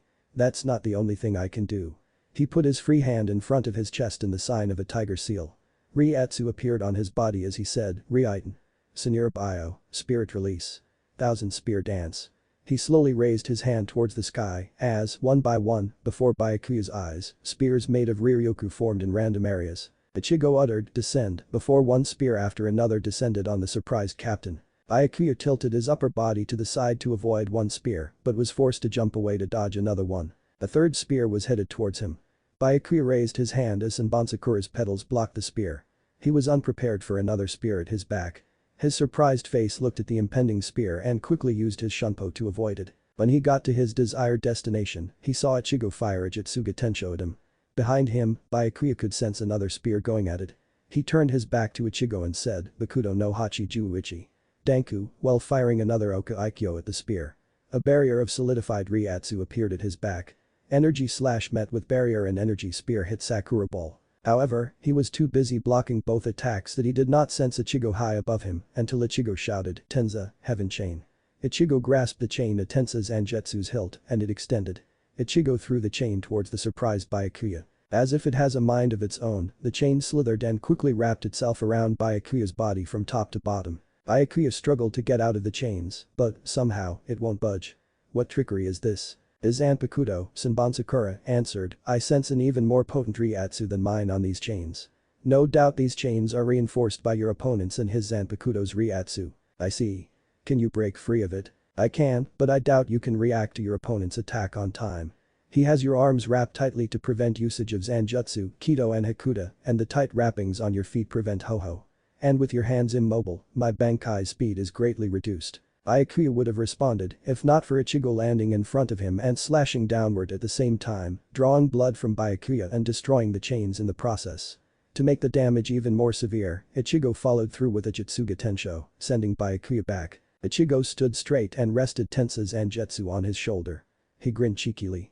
"That is a point for me, Kichiki Byakuya." Byakuya looked down at his wounds and back up at Ichigo. "To deal such a heavy wound twice on my person you are indeed powerful, Kurosaki Ichigo. As a reward in gaining my full attention, you will die by my own hands." He put a hand on his wounds and wiped it on the blood. Then, he stretched out his hand, where Senbon rematerialized. "You are the second person to have been shown this technique, Kurosaki Ichigo. Do not disappoint me." Then, like in his Bankai, he positioned his Zanpakuto, pointed at the ground and let it go, causing ripples upon contact. Then, the same columns of large blades appeared before it slowly decreased in size, glowed pink, and increased in number as it formed thousands of pink glowing swords in 4 rows, one on top of the other, encasing Byakuya and Ichigo inside. Byakuya held out his hand where one glowing sword descended to it. Once Byakuya grabs hold of the blade, it lost its glow and looked like his Zanpakuto's sealed state. Byakuya brandished his sword and said, "Senkei, Senbon Kage Ashi." Ichigo whistled. "Damn, that's one hell of a technique." But Naruto coughed up blood as he was, yet again, thrown about like a ragdoll by both his fellow SS rankers. Right now, Naruto is not in a very good spot. His chakra cloak is still active. However, even through that, his wounds are still visible. Slashes and burns are on various areas of his body. Blood pooled from his mouth and the slash marks. Naruto struggled to stand up but was met with the end of his father's Zanpakuto. He chuckled nervously. "I suppose I'm sorry about nearly hurting Mom wouldn't cut it." Minato kept his face stoic as he retracted his blade. "Stand up, Naruto. Let us have a more serious fight." He walked to a good distance away. Naruto mentally thanked him before he became serious and stood up. He closed his eyes. "I have no other choice. Fellow spirits of the Ryujin, will you lend me your power?" Deep in his subconscious, 5 pairs of eyes opened and each of them replied. "Our powers are yours to do as you wish. Thank you." Power flooded his system as the very elements began bowing to his will. Minato was surprised, though, he didn't show it when he felt a very powerful increase in his son's energy output. Behind him, Hashirama was as well. Way behind them both, every person could feel Naruto's output increasing far beyond than anticipated. Then, Naruto's eyes snapped open, the looks of which surprised them all. His eyes are now completely glowing light blue. However, it was only temporary. Not even 2 seconds later, the glow disappeared. Obito was unimpressed. What the hell was that? Was that supposed to oof? Every head turned to him and saw an earth pillar emerge from the ground and hit Obito hard on the gut. Then, a strong gust of wind pushed the other combatants away, leaving Hashirama and Minato alone with Naruto. Hashirama and Minato frowned at the display. Hashirama said, "I have seen many things. I have known many techniques. However, I do not recognize what you just pulled." Naruto replied, "That is something called the Avatar state that is proof of mastery of Koryuzen's Ryujin. However, one does not simply master the Ryujin. The Ryujin is sentient, much like your Zanpakutos. It does not let just anyone be its master. To be able to master the Ryujin, one must defeat the Genryu, Elemental Dragon, and Karyu, Light Dragon, completely and beat them into submission." Hashirama narrowed his eyes. "Karyu, then it must be safe to assume that you gained a Keaton affinity." Naruto chuckled. "It's neither an affinity nor a Kekkei Genkai. It's more of a blessing bestowed upon me. It will fade with my death. If you want a demonstration," he raised his hand high above his head, "Keaton. Shinken, light release. Divine fist." His hand glowed before he cocked it back and punched the air in front of him, in the direction of Hashirama and Minato. Hashirama and Minato tensed as they awaited the attack. Nothing happened for seconds before they felt it. It was very quick that it almost impossible to sense until too late. They jumped away just as a big crater in the form of a fist formed where the two were. They gave one thought. How fast? And it's powerful. If we haven't gotten out in time, it would have dealt a severe blow. Minato and Hashirama prepared for Naruto's next attack. Naruto waved his hand at Minato. A powerful gust of wind came out of nowhere and pushed him past a number of trees. Then, Naruto used his other hand and made a quick uppercut thrust in the air. However, it caused a thick and wide earth pillar to rise from the ground and block Hashirama's attack. He ducked under an overhead slash and elbowed his father in the gut, which sent him flying. Following through, Naruto made a pushing motion in front of him, suddenly summoning a thick pillar of fire towards the surprised Hashirama. Naruto jumped away as Hashirama dispelled the fire, and Minato dusted off rubble and splinters from his Haori. Minato said, "Is this why you are in the SS rank category, Naruto?" Naruto smirked. "Who knows? Maybe it is because of something else." Hashirama frowned. "Such carelessness and overconfidence leads to defeat and death on the battlefield, Uzumaki-san." His smirk widened and just raised a hand, "Keaton." Shinken. Hashirama and Minato were prepared for it and jumped away. But Hiruzen and the others, every single member of the group pushed away their respective clones as they regrouped in a circle. Obito whined, "Come on. I've hit these guys twice already and they haven't gone poof." "What are they?" Rin replied, "It's probably one of those elemental bunshin that I've heard in the past." Iwaki retorted, "But the blood from the clone I stabbed doesn't seem like water or earth. Clones that bleed real blood and yet does not dispel." "No doubt about it. This is a Chishio bunshin." Tobirama frowned. "Only two people could have knowledge of the Chishio bunshin. My brother and his so-called rival, Uchiha Madara. I've learned of its basics a few years after Madara's defeat and the complete version after I became a Shinigami. It could create a perfect clone, complete with chakra and all it would need is a single drop of blood. However, it needs extensive chakra control and a matching chakra reserve to form. If either is lacking, the clone would either be deformed or be unstable. However, if it is completed, the Chishio bunshin is basically a perfect replica of the original. It can use whatever jutsu the original.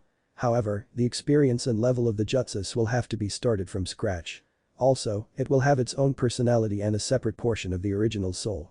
The latter part is why it is a kenjutsu hidden by Madara and Hashirama. In Shinigami terms, even if the king himself dealt with a Chishio bunshin, the original would receive nothing of the clone's punishment." Everyone's eyes widened. Hiruzen asked, "Naruto, how did you learn such a thing?" His opponent clone smirked.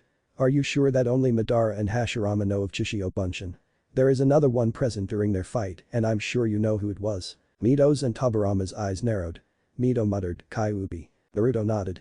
"Yup, Kyuubi taught me the Chishio bunshin." Every Naruto clone vanished and reappeared in front of their respective enemy. Back to Naruto, Minato, and Hashirama. Naruto raised his hand, where an earth pillar burst from the ground to block a stab from Minato. However, Minato had something up his sleeve. Minato muttered, "Hirashin no Ikazuchiken, lightning fist of the flying thunder god." The tri-pronged tip of Minato's spear crackled with lightning and shifted about until it looked like a fist and shattered the earth pillar upon impact, surprising Naruto. Naruto's surprise caused his severe wound on his stomach. It wasn't a piercing wound, but it caused Naruto to cough blood while he grasped his burnt stomach. Then, Minato spun quickly and slammed the flat side of the leaf-like blade on Naruto's stomach, pinning him to the tree and whispered, "Denko Rensa, lightning chain." The leaf-like blade glowed before chains emerged from it and wrapped itself around Naruto tightly. Once it wrapped itself 5 times, Minato disengaged his blade just as Hashirama pointed his fan at Naruto, parallel to the ground. Hashirama said, "Shinrin Kitsuga, woodland binding." The fan glowed green as the 2 trees nearest the tree where Naruto was suddenly grew vines and took hold of Naruto. Hashirama then turned his fan clockwise so that it is perpendicular to the ground and said, "Kitsugo en, binding flames." As quickly as he finished it, the vines burst into flames. Naruto gritted his teeth as the flames licked his body. In retaliation, he focused all of his avatar energies and pushed it outward with a roar, his eyes now glowing with power. Hashirama and Minato struggled to remain in their position as a powerful explosion of energy destroyed the bindings on Naruto. All around Sarate, everyone felt that massive outburst. In an underground residency, the living Aizen Sasuke smirked as, even underground, he could feel the power being released in that outburst.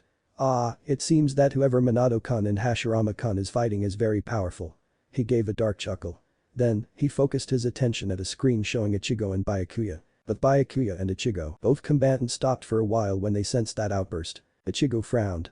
Damn, Naruto's opponents must be very skilled to cause him to release such power. Byakuya, on the other hand, narrowed his eyes. That outburst, it went past the Satacho's level, way past.